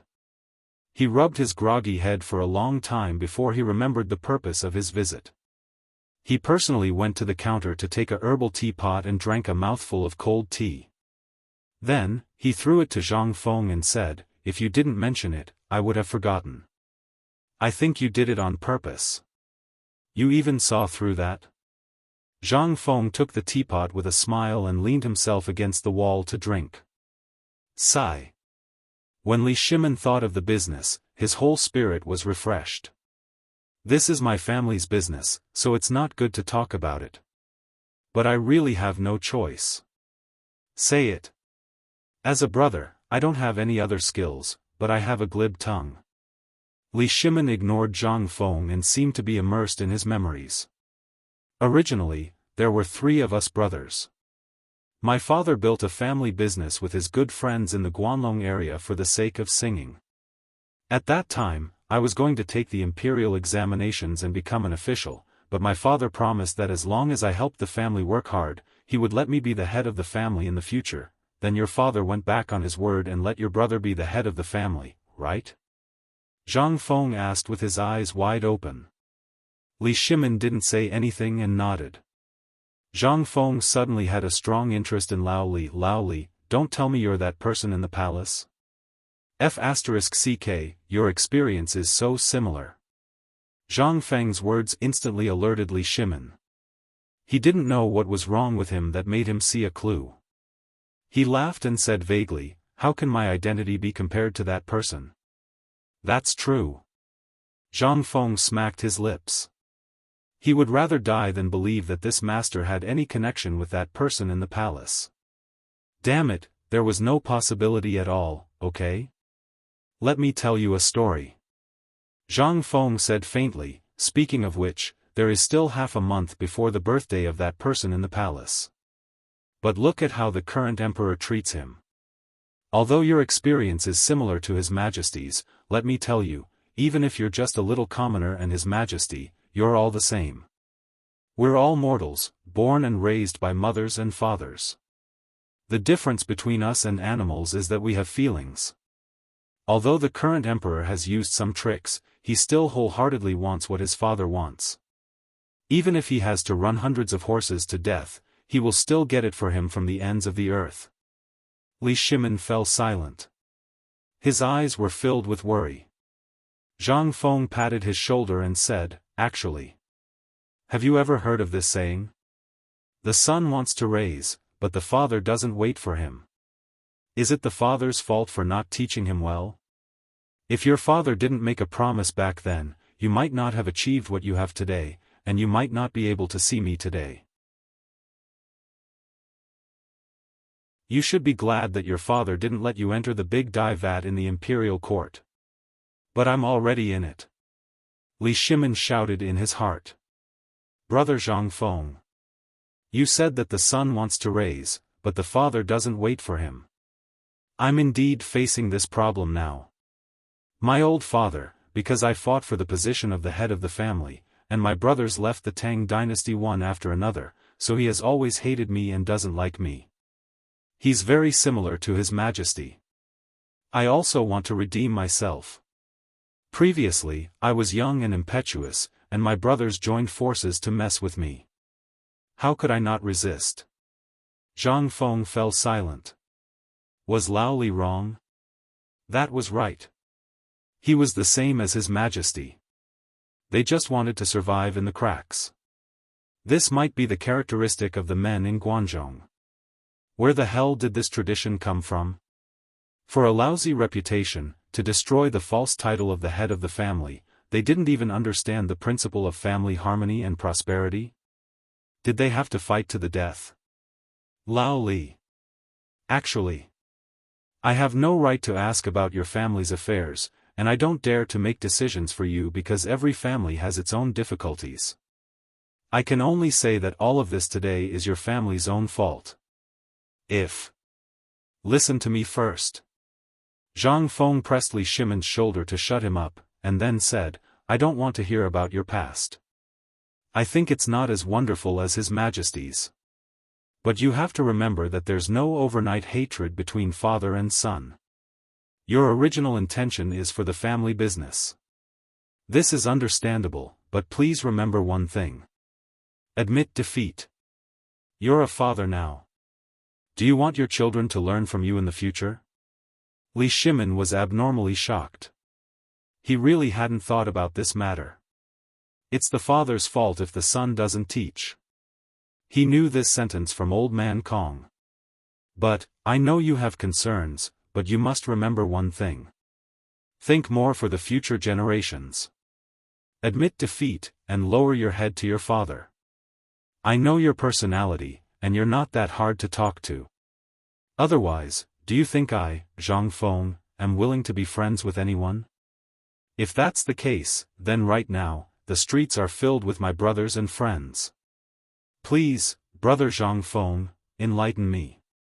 My father's birthday is in a few days. I'm also thinking about how to resolve the conflict between us at this time, but I have no way, so it's like this. How is there no way?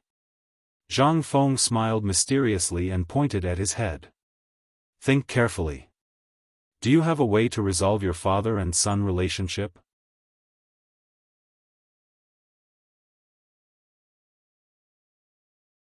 Chapter 155. Want? If I want, will I expose all my dirty linen to you? Li Shimin shook his head speechlessly. Zhang Feng wanted to slap Li Shimin's head hard to see if he was a blockhead. However, he reached out his hand and stopped in the end. He couldn't reach it, and he didn't have the strength. He staggered and fell to the floor. The teacup in his hand was thrown into Li Shimin's arms. In an instant, he looked like he had wet his pants. Li Shimin frowned at the sight. Zhang Feng acted as if nothing had happened and simply laid on the floor. The cold floor made him feel a little less drunk. At this moment, he finally understood.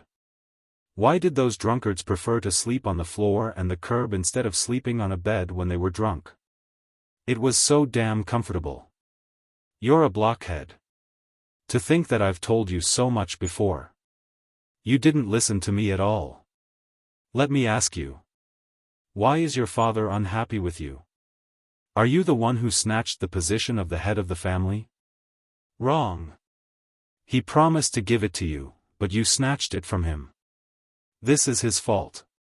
If you can't do it, don't agree. But why can't he get along with you? Is it because I drove my brothers away? Li Shimin asked hurriedly. No, no. Zhang Feng stamped on the floor randomly. This is all because of one original intention, which is to revitalize the family business. No matter how you become the head of the family, your father hopes that you can lead the family to glory and glory. Let me ask you. Are you bringing glory to your ancestors now? Li Shimin was silent. He was deep in thought. Although your family business is nothing in my opinion, if you want to resolve the conflict between you and your father, let me ask you something. Before you came here, were you angry with your father? Yes. Because of the grain storage. That's it. Since he's willing to talk to you about business matters, it means that the conflict between you two can be resolved. As long as he doesn't care what I do, I'll just give him a cold shoulder. Zhang Feng was extremely thirsty. He pointed at his mouth. Li Shimin simply stuffed the spout into Zhang Feng's mouth. Li Shimin was shocked. Imperial father didn't ignore me. Although he was in the depths of the harem, he still cared about the people's livelihood. Then, if I were to make all my plans. I got it. Brother, do you mean that if we tell him all our plans and prove that we are working hard for the sake of the family, our conflict will be resolved? If you don't want your father to be angered to death by you at his birthday, then go ahead and say it. Zhang Feng was speechless. I said you have a pig's brain, and you really do have a pig's brain. Where is your business sense? It's really hard for me to imagine how big your business is. How can you ask such a stupid question? Li Shimin was instantly ignited. Alas! Damn you, is this how you talk to your old brother? Do you look down on your old brother so much? I'm already having a headache, so why don't you come up with an idea? Are you insulting me? Hey! It seems that it's a good thing that you can lose your temper. Zhang Feng smiled embarrassedly. Before this matter is confirmed and the contract is signed with Xinla, as well as the matter regarding Tufan, we have to wait until the contract is signed. Until the deed is done, don't tell anyone. Otherwise, you can go find a crooked tree. What for? Li Shimin was confused. This crooked tree, however, Li Shimin instantly understood. He was so angry that he blew his beard and glared. However, Zhang Feng didn't wait for him to lose his temper and said, "From the way Xinla's people came today, I can see that this is a good day. For the birthday of the person in the palace, you have to seize the time and try to drag the emperor or Zhangsun Wuji down in these 2 days, no matter the cost. In this way, you can sign the contract. It's best if the contract is signed by Tubo, Tuyuhan, and Xinla. I'm sure that the main reason why Tubo and Tuyuhan are here is because of this." "Are you so sure?" "I'm so sure." Zhang Feng was certain. This matter has been left unchecked for a long time. I think it's already June. Logically speaking, they should be freaking anxious, but they haven't done anything. That means they're waiting for the drought in Longyu Dao. Li Shimin was also shocked. He thought carefully for a while. In his mind, the list of tributes presented by Tubo and Tuyuhan's envoys appeared. He didn't notice it before, but now that he thought about it carefully, it was really more sumptuous than before. Could it be that what Zhang Feng said was true? This time, they wanted to use the birthday of the retired emperor to confirm this matter? How confident are you? Li Shimin grabbed Zhang Feng, who was drinking water, and asked. 80%. If the retired emperor doesn't cause trouble. It was a sure thing. Although Zhang Feng said it was 80%, it was definitely 100%. Because, with Zhang Feng's temper, he would never smooth things over. He would always leave a safe place for himself. Li Shimin's eyes flashed a trace of ruthlessness. It seems that Chang An is going to have a big change in this birthday.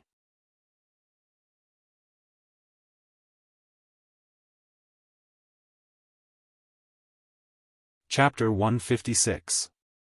Li Shimin was a little scared. But he was also looking forward to it. He was afraid that if something went wrong during the birthday celebration, he would have to bear the infamy. The infamy of being a murderer and usurping the throne really made him feel uncomfortable. If he could solve it during the birthday celebration, that would be great. But could this matter be as good as he thought? No. There were always some people who liked to see him fall, and even hoped that he would fall. Li Shimin was very clear about this. Thinking of this, Li Shimin could not help but clench his fists. This incident, everything was gathered at the birthday celebration, which also made Li Shimin feel deeply pressured this time. If he could overcome it, then the overall luck of the Tang dynasty would skyrocket. However, if something were to go wrong, he would be plunged into an irrecoverable trouble. The most important thing was that these plans could not be known to anyone. At this time, a trace of murderous intent flickered in Li Shimin's eyes. "Brother Zhang Feng, tell me, Lao Li, also know about this matter. Everything seems to be very colorful, but it is also very dangerous. If something goes wrong, then the birthday celebration of that person in the palace will be the day that Lao Li, will be exterminated. Just tell me how I should deal with this matter, and also solve the conflict between my father and me." Zhang Feng sobered up a little. "Actually, this matter still depends on one person." "Who?" "Zhangsun Wuji." "Lao Li, don't you know that this matter has actually been in our plan from the beginning?" "Plan? There was a plan from the beginning?"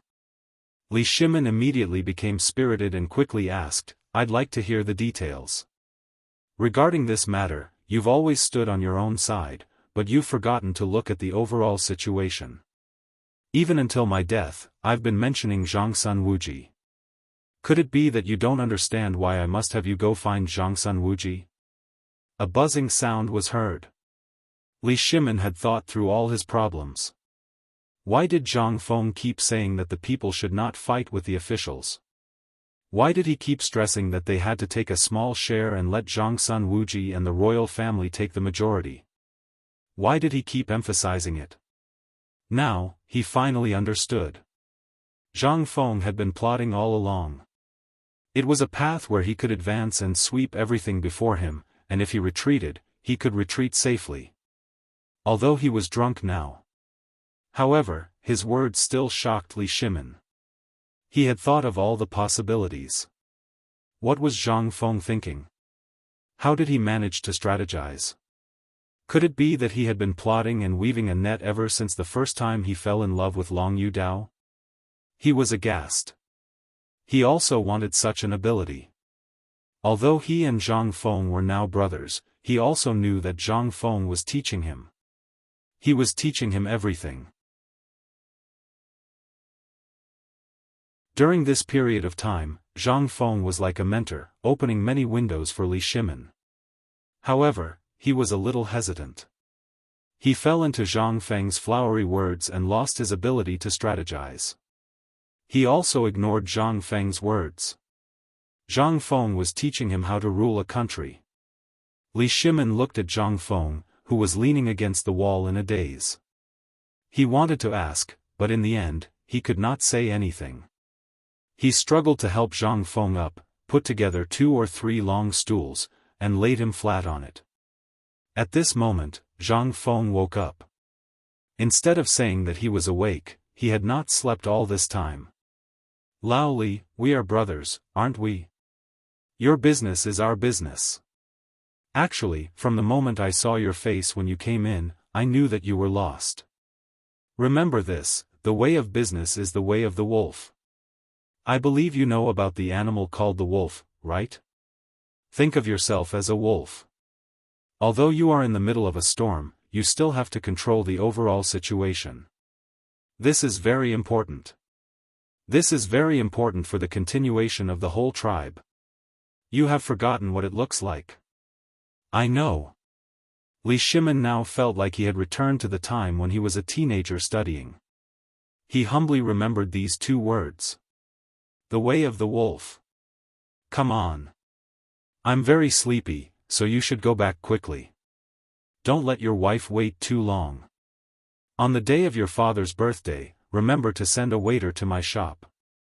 I'll personally prepare a table of delicacies that you've never tasted before. Hee, let me tell you another thing. There is no problem that cannot be solved with a meal. If it can't be solved, then 2 meals. The old man is now enjoying his life in peace. This meal is very important. No matter how big the conflict is, I guarantee that your father will call you brother after drinking 3 jars of good wine. Before he finished speaking, Zhang Feng fell into a deep sleep. Li Shimin looked at the sleeping Zhang Feng and then looked outside. Unknowingly, the outside was already brightly lit, and an oil lamp was lit in the corner of the restaurant. It must be Wei Shuyu's doing, right? He looked at Zhang Feng again, took off his coat and put it on him. Then he said thank you and quietly closed the door and left. As soon as he left the restaurant, he saw Wei Shuyu's face as if he had seen an immortal. Li Shimin glanced at him, his voice extremely cold. You saw it all? I saw it. Forget it.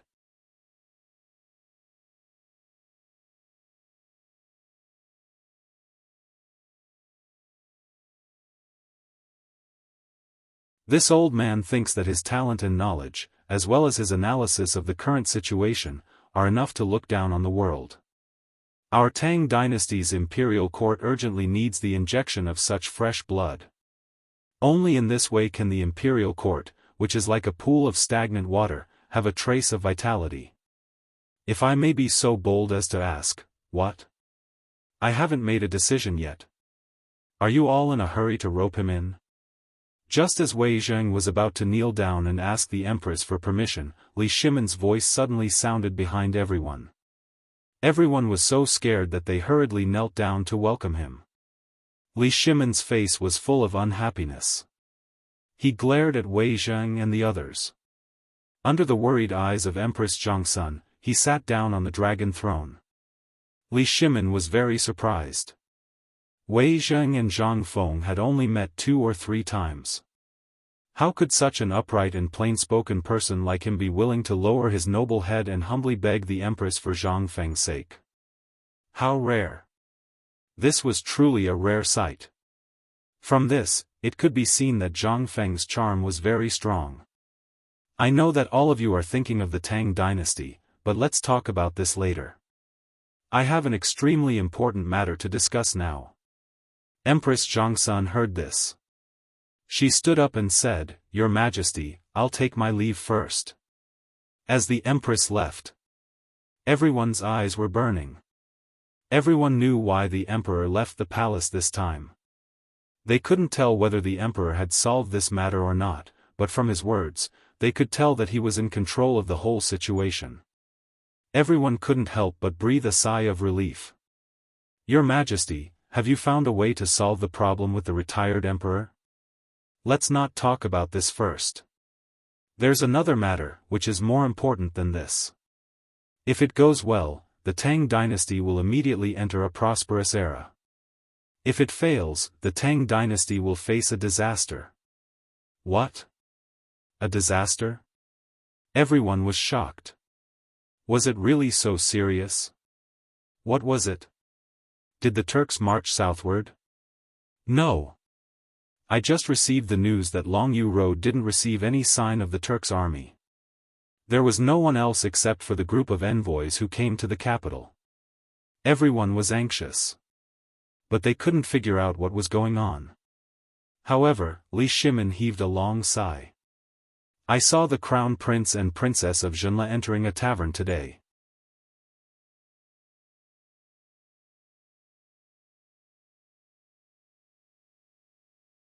Chapter 158. Zhenla? Isn't that the small country on the border in the south? Your Majesty, the Zhenla diplomatic group is in Honglu Temple today. The envoys from other countries are basically in Honglu Temple, accompanied by Minister Yan Zhen of Honglu Temple. We didn't find the Zhenla diplomatic group going out. No. As Fang Xuanling's voice fell, Du Ruhui's eyes darkened. Today, when this old subject received the imperial order to receive the foreign envoys, I found that they brought many people of the same generation. I heard that they wanted to experience the glory of the Tang dynasty, so this old subject let them out of the palace as usual. The more Du Ruhui spoke, the paler his face became.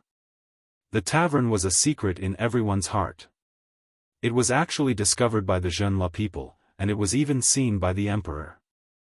This was serious. Du Ruhui was ready to punish, but Li Shimon waved his hand indifferently. "This matter is not your responsibility. I was careless. I also didn't expect them to sneak into the tavern, but I found something interesting." Speaking of this, Li Shimon actually smiled slightly.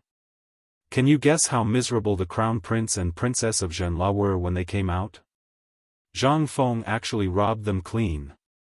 "What?" Wei Zheng was shocked. If this matter alarmed the Zhenla diplomatic group, the tavern was bound to be exposed. But Li Shimon was still very indifferent.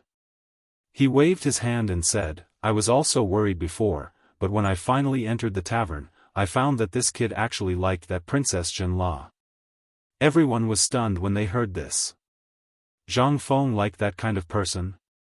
Oh my god. This taste? Cheng Yaojin smacked his lips. "Brother Zhang Feng, you should have said so earlier. If he likes this kind of person, wouldn't it be better if I bought hundreds of huji and sent them to him?" Li Shimon glared at him. "I was also wrong about this matter. Maybe I was thinking too much." Zhang Feng actually blushed for the first time, ha ha ha ha. Li Shimon wanted to laugh when he thought of Zhang Feng's embarrassed look. Everyone was even more confused, but they felt that it was awesome. She wondered if she should send some women to Zhang Feng to satisfy his cravings. Li Shimin shook his head. Let's not talk about this for now. Actually, these are all my guesses. Don't try to use them to make up stories about him. However, I learned of two important things today. If he hadn't gotten drunk with Prince Zhenla, and if I hadn't poured him a jar of wine and made him drunk, I wouldn't have known that he knew so much. At that time, when I heard about this, I was so shocked that I broke out in cold sweat. Everyone was even more confused. What kind of major event was this? It actually made the emperor, who was always calm and collected, break out in a cold sweat? Your Majesty, are you saying that this matter is related to Zhenla? Zhang Sun Wuji asked softly. Yes.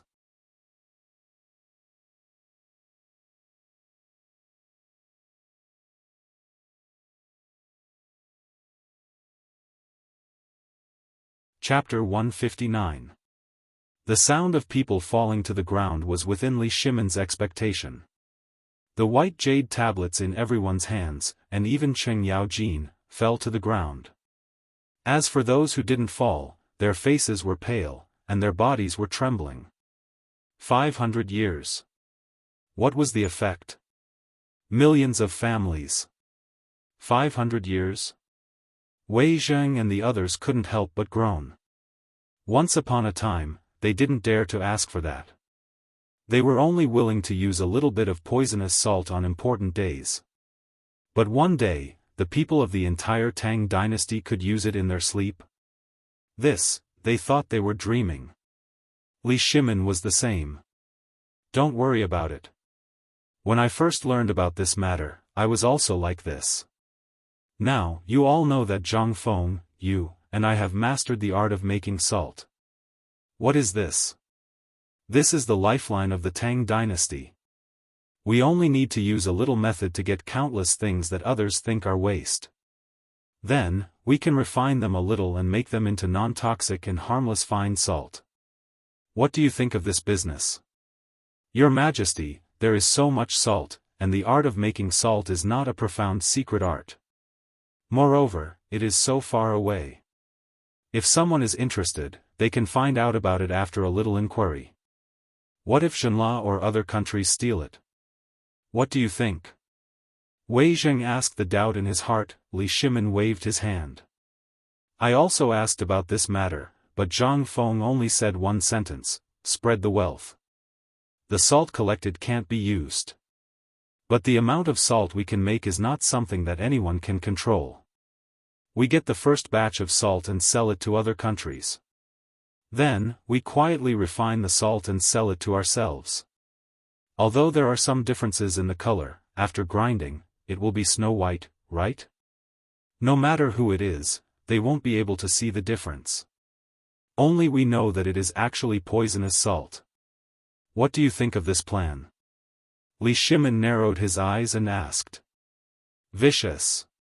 Your Majesty, everyone knows that poisonous salt can't be used. If anyone eats it for more than a year, even a strong man won't be able to lift a stone. Although the refined salt doesn't have that much poison, it's still harmful. This. If someone were to find out about such a vicious plan, the consequences would be unimaginable. No way. Li Shimin waved his hand confidently. I've asked Zhang Feng about this matter. He said that the first dish of salt is fine.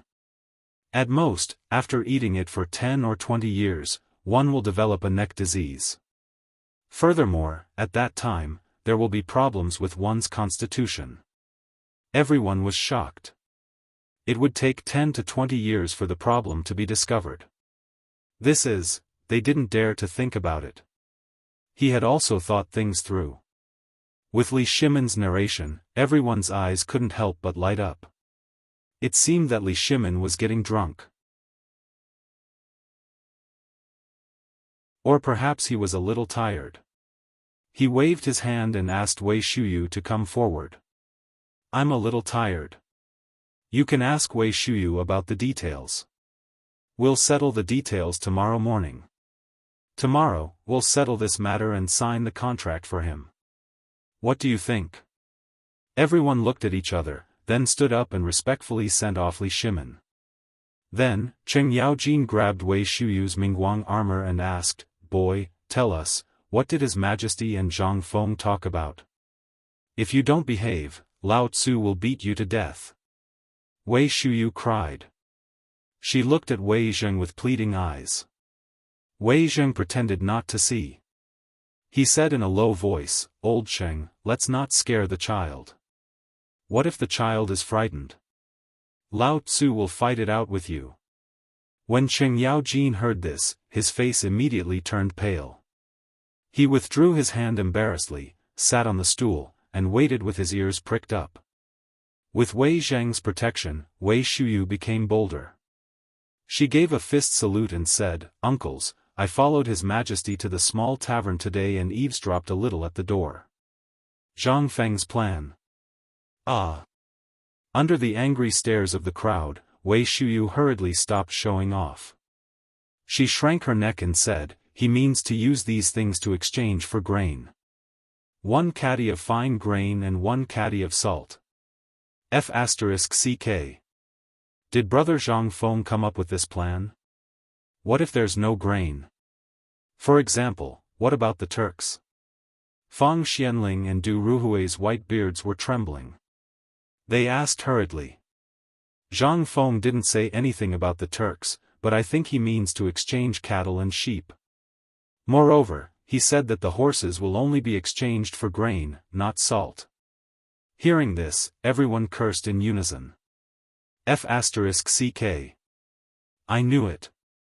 This bastard's plan is vicious. Using horses to exchange for salt.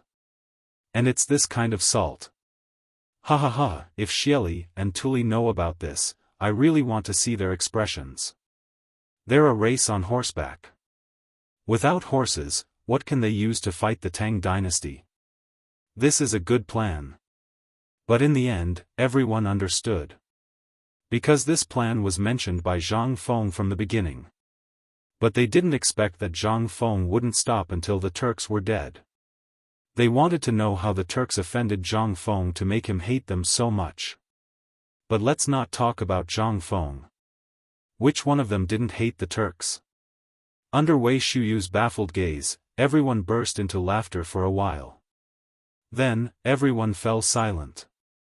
Wei Zheng sent Wei Shuyu away with a solemn expression and said, "Everyone, this matter is settled." It's settled. Let's do it. The bold ones are stuffed to death, and the timid ones are starved to death. This contract is signed.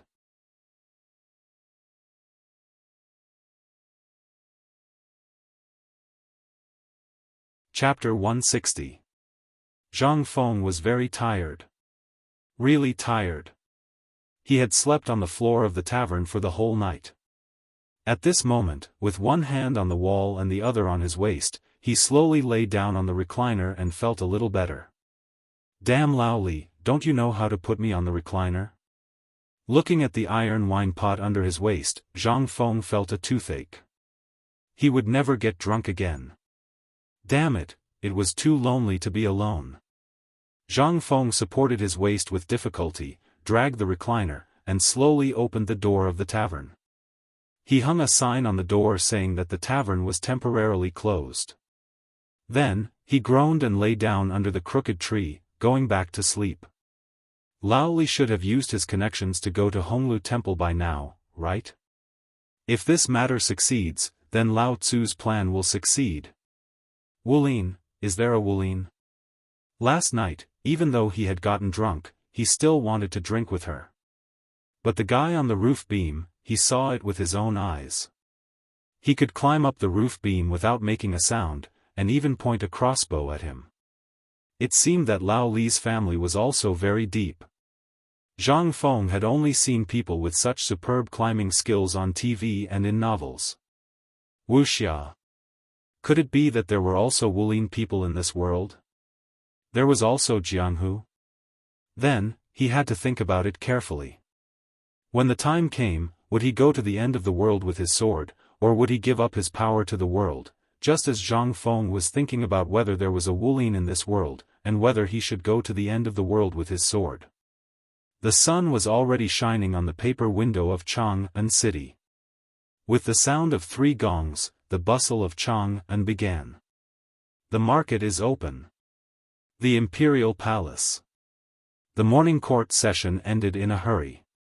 In Taiji Palace, Li Shimin hurriedly summoned Wei Zheng and the others.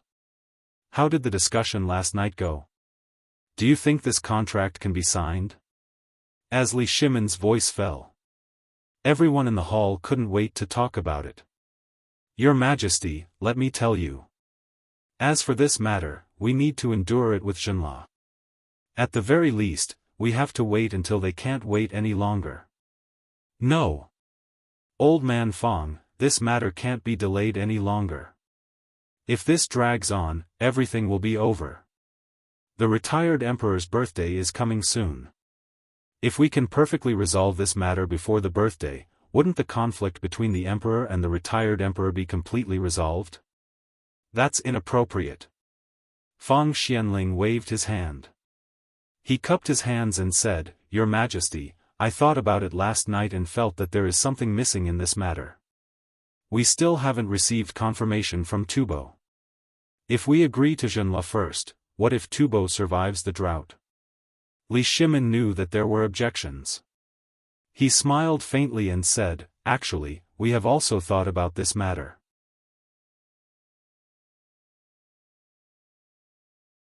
I didn't sleep at all last night, but I believe that Prime Minister Wei can give everyone a satisfactory answer. He didn't believe that Wei Zheng didn't ask about Wei Shuyu last night. Then he wouldn't be Wei Zheng. Hearing this, Wei Zheng stroked his beard.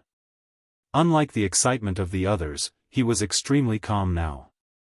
I think this matter is feasible. Last night, my son also told me in detail about the conversation between Your Majesty and Brother Zhang Feng. To be honest, I also felt that there was something missing in the middle. As Duke Xing said, there was an important link missing. However, after thinking about it last night, I went to the secretarial office to check the list of tributes from Tubo and other countries this morning. Then, I understood. This time, Tubo's tributes are dozens of times more abundant than before.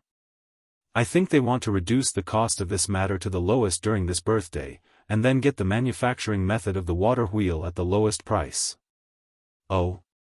Hearing this, everyone was shocked.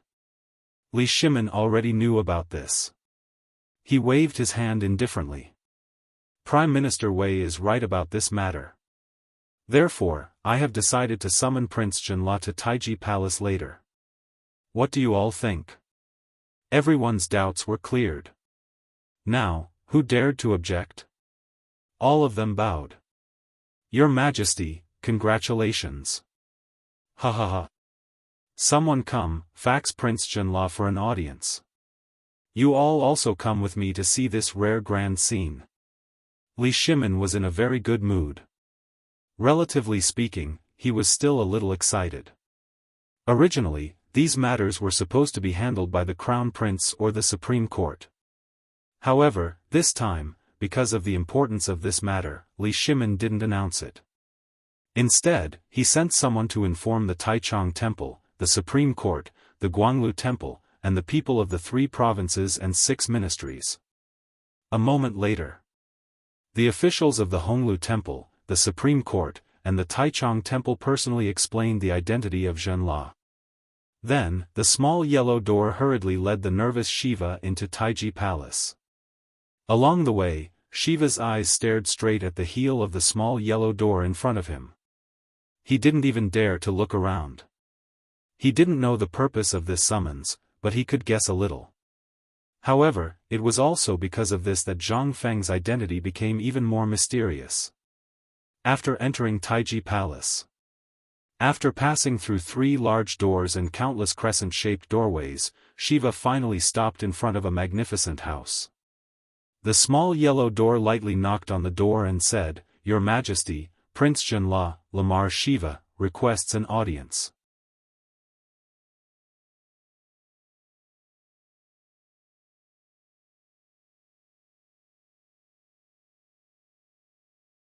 If he angered the emperor, Zhenla wouldn't be able to survive this winter.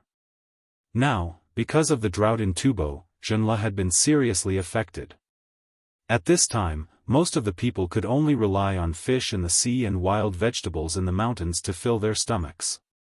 If they delayed any longer, winter would come, and Zhenla would be exterminated.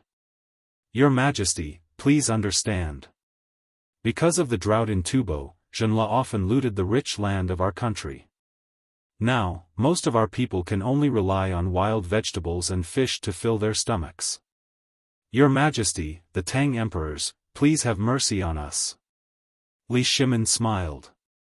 If he hadn't gone to Zhangfeng yesterday and learned so much, he would have waved his hand and given a lot of money and food. I know about this matter. Do you have anything to say about what happened yesterday? Your Majesty, please understand. Yesterday, Sister Wang and I went to Chang'an City to take a look at the magnificent scenery of Chang'an City. However, we inadvertently saw the front door of a small tavern. A handsome man was sitting in a strange chair and swaying. In front of him was a flagon that seemed to be made of iron. Wasn't it comfortable? Therefore, Sister Wang and I wanted to find out more about it. Then, we saw Master Zhang. Hearing this, Wei Zheng and the others had a strange look on their faces. Seemed to be made of iron. What was that? Why didn't Brother Zhang Feng take it out? But among these people, only Zhangsun Wuji touched his nose and was calm. Li Shimin glanced at him and understood. He asked, I've heard about the place you mentioned, but don't you want to talk about the treasure mountain? Shiva was sweating profusely. Your Majesty, please allow this humble subject to explain in detail. This humble subject didn't know about this before, but after Master Zhang's advice yesterday, this humble subject was enlightened. However, although these things are good, they are meaningless to our people. What we need is food. Wei Zheng narrowed his eyes and interrupted Shiva's words very mysteriously.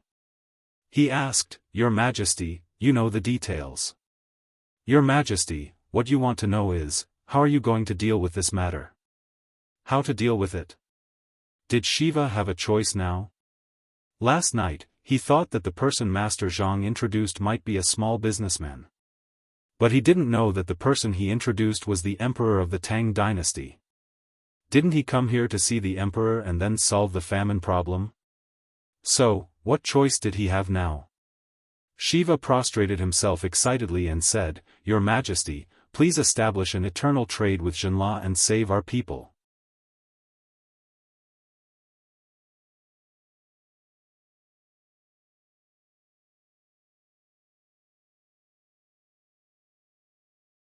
Li Shimin waved his hand, and Shiva left in a hurry. A moment later, Li Shimin asked with a serious voice, My dear ministers, what do you think of our business relationship with Zhenla? I think it's feasible. If the problem of salt is solved, it will be an unprecedented feat for our Tang dynasty. Congratulations to your Majesty. Congratulations to the Tang dynasty. Everyone cheered in unison. But then, Du Ruhui and Zhangsun Wuji looked at each other and said, Your Majesty, although the matter with Zhenla has basically been settled, once the trade agreement starts, the matter of money. I'm afraid that money is a big problem, but I think it should be enough for the time being. Moreover, this matter will be carried out in Chang'an, and it will definitely attract Tubo's attention. At that time, they won't dare to wait and see anymore. At that time, we can sit back and relax. However, the prerequisite is that before that, we have to shoulder the burden ourselves. This old official is a little worried. Why don't this old official go and ask Brother Zhang Feng? Du Ruhui and Zhangsun Wuji said. When Zhangsun Wuji mentioned Zhang Feng, Li Shimin couldn't help but ask playfully, Zhao Guogong, what does Brother Zhang Feng's pot look like? Have you seen it before? No. What pot? I don't know. Zhangsun Wuji played dumb in a very bored manner, and this caused everyone to twitch their lips. They wondered if they should go to Zhang Feng's tavern next time to find a treasure. After everyone left, Empress Zhangsun came out from the back door of the screen. She looked at Li Shimin and asked worriedly, Second brother, isn't this a little inappropriate? Although I don't know much about state affairs, this matter is still unknown. Is it really as magical as Zhang Feng said? Are you so sure? Guanyin maid, do you think I still have a way out? Now, money is needed everywhere in the Tang dynasty, whether it's the military expenses at the border or other aspects. This salt is extraordinary. If I don't have it in my hands, I won't be at ease. What's more, Zhenle has a huge amount of salt. Haven't I mastered the art of making salt now? Then, think about it. After this year and next year, the Tang dynasty will really enter an era that I dare not imagine. Isn't this what we want? Isn't this what all the people in the world want? Empress Zhongsun didn't say anything. Looking at Li Shimon's back, which was no longer tall and straight, she felt sad and couldn't help crying. Second brother, I understand.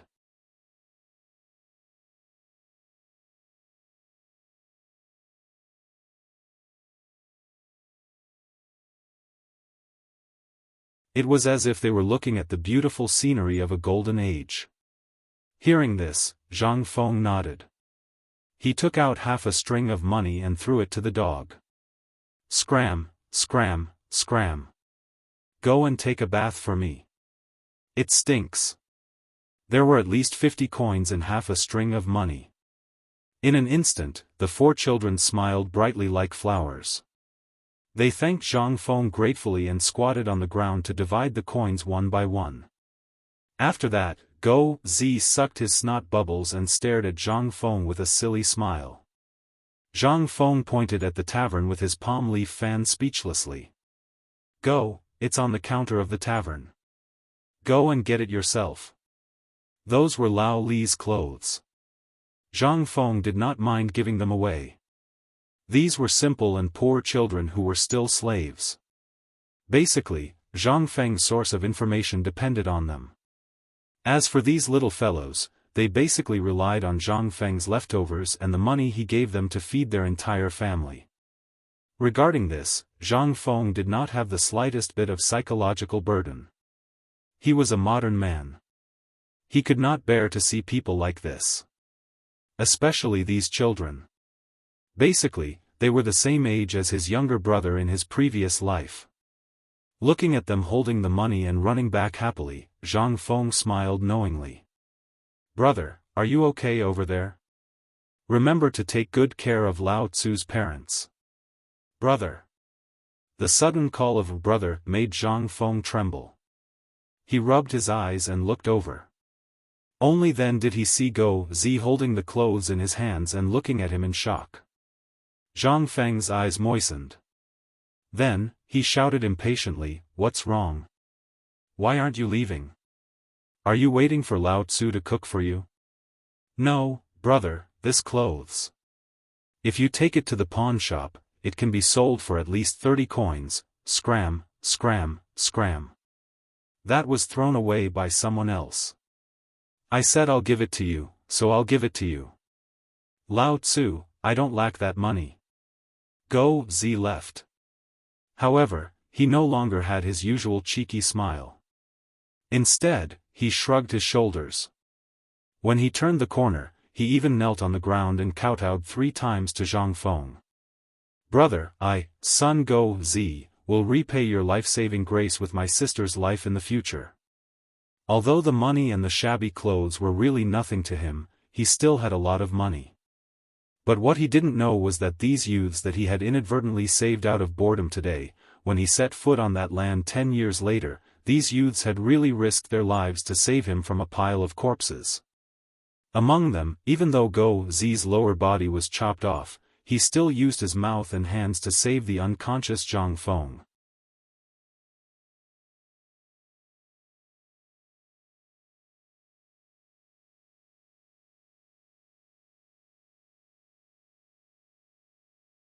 He threw the cattail leaf fan in his hand to a skinny monkey next to him, then went up and hammered him. "Damn it! Can't you see that brother Zhang Feng is sleeping? Were you chased away by a ghost? F***ck your mother. I'll kill you. Doggy." Zhang Feng rubbed his sleepy eyes and ordered Go Zi to leave. That young man seemed to know that he had been too rash. Although his clothes were already tattered from the beating and were now in tatters, he still licked his lips and apologized. Zhang Feng was speechless. Was he such a lowly person? All right, tell me. What did you find out? Brother, I heard the night watchman say that the Emperor Emeritus's birthday is on the day of the Dragon Boat Festival. Tubo's people seem to want to ask the Emperor for help today. Oh? Tubo finally couldn't take it anymore. Zhang Feng curled the corner of his mouth slightly. This group of monkeys was very smart. They must have seen that the Tang dynasty had signed a trade contract with Shenla, so they couldn't take it anymore. But, they couldn't take it anymore? If the Emperor wasn't an idiot, Tubo would definitely be cheated to death this time. Anything else? Zhang Feng asked with interest. No. By the way, I heard that Tuyuhan's people are also following behind. I don't know what they want to do. Zhang Feng nodded. Finally, he fumbled in his clothes and threw the most expensive silver ingot to Go Zi. He stared at him and said, "Go and apologize to Zhu Zi." Why did you hit him? Today, you'll get half of your money as a punishment. Oh. Go Zi pursed his lips and didn't care. He waved his hand. In an instant, 8 half-grown children squatted on the ground and used the spindle on the ground to throw the silver ingot. Then, they divided the silver ingot bit by bit. In the end, they couldn't divide the silver ingot and ran away with Go Zi. They seemed to be going to the bank to exchange for copper coins. Looking at Go Zi's new straw sandals and new linen clothes, Zhang Feng yawned and turned over to continue watching. But a moment later, he was so hot that he rolled over and cursed. He went into the tavern while cursing. Damn kid, he's so greedy for money. Now that he has money, he doesn't care about Lao Tzu anymore. Although he was cursing, Zhang Feng didn't care at all. It was just 10 taels of silver. But, even if he didn't care, someone else did. Just as Zhang Feng was about to close the door of the tavern, a smelly man like a black tower blocked the door with a plop. He asked in shock, "Shopkeeper, did you lose this silver ingot?" As he spoke, the iron-towering man's hands trembled as he lifted a piece of flattened silver ingot and some scattered pieces of silver high up in front of Zhang Feng. Zhang Feng scratched his head. "Who are you? Why do you have the silver ingot that I gave to Go Zi? If you dare to take it, believe it or not." Without waiting for him to finish, the man like an iron tower knelt on the ground and asked in a choked voice, "Shopkeeper, did you really give this money to Zhu Zi?" This was a simple Tang person. Zhang Feng hurriedly tried to help the man up, but no matter how hard he tried, he couldn't help the man up. Zhang Feng was so angry that he pointed at the man and shouted, "I gave it to him. What's wrong? Are you trying to extort money?" "No, benefactor.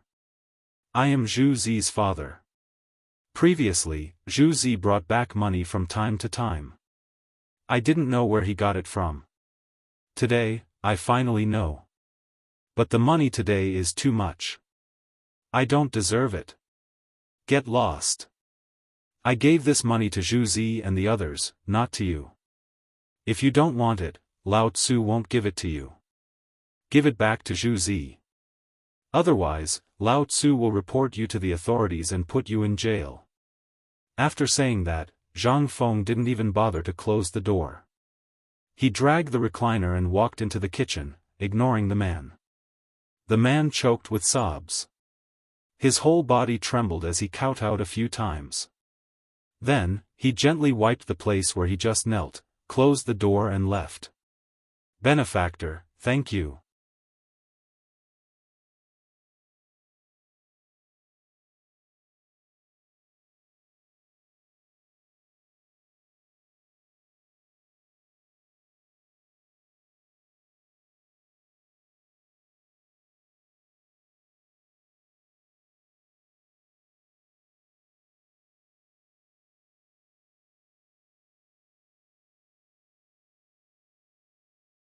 Moreover, he had already seen the scene from the outside.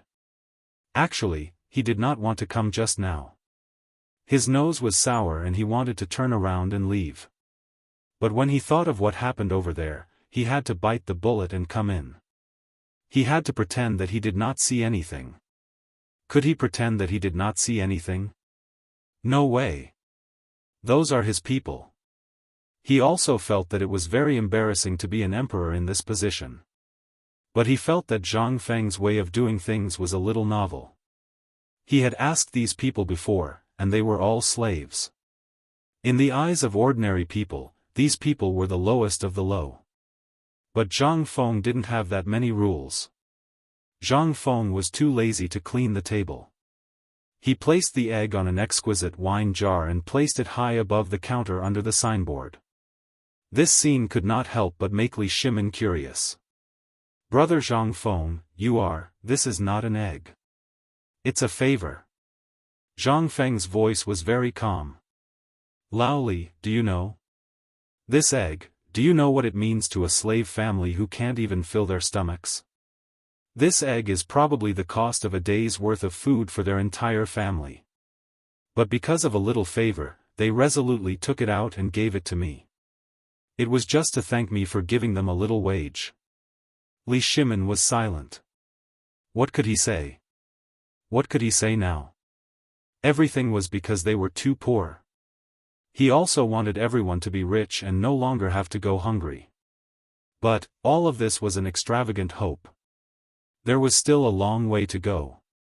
Brother Zhang Feng, I know what you're thinking. I know what you've done during this period of time. But as a businessman, the only thing I can do is to make sure that the people around me don't go hungry as long as it's within my power. Then, I'll bring good fortune to them. I know you don't like money, but you value money as much as your life. I know you are doing your best to help them, but look at Chang'an City, then look at the Tang dynasty. Until recently, when I happened to see a few kids loitering in front of my shop, I realized that there are still people going hungry in this so-called prosperous era. So, I have decided. Zhang Feng's voice suddenly became louder. Lao Li, are we brothers? Yes. Then, from today onwards, immediately go to Zhangsun Wuji and restart the cooperative plan. Li Shimin was shocked and hurriedly asked, Master Zhang, you can't do this. Now that everything is not ready, you... No. Everything is ready. We only need one thing.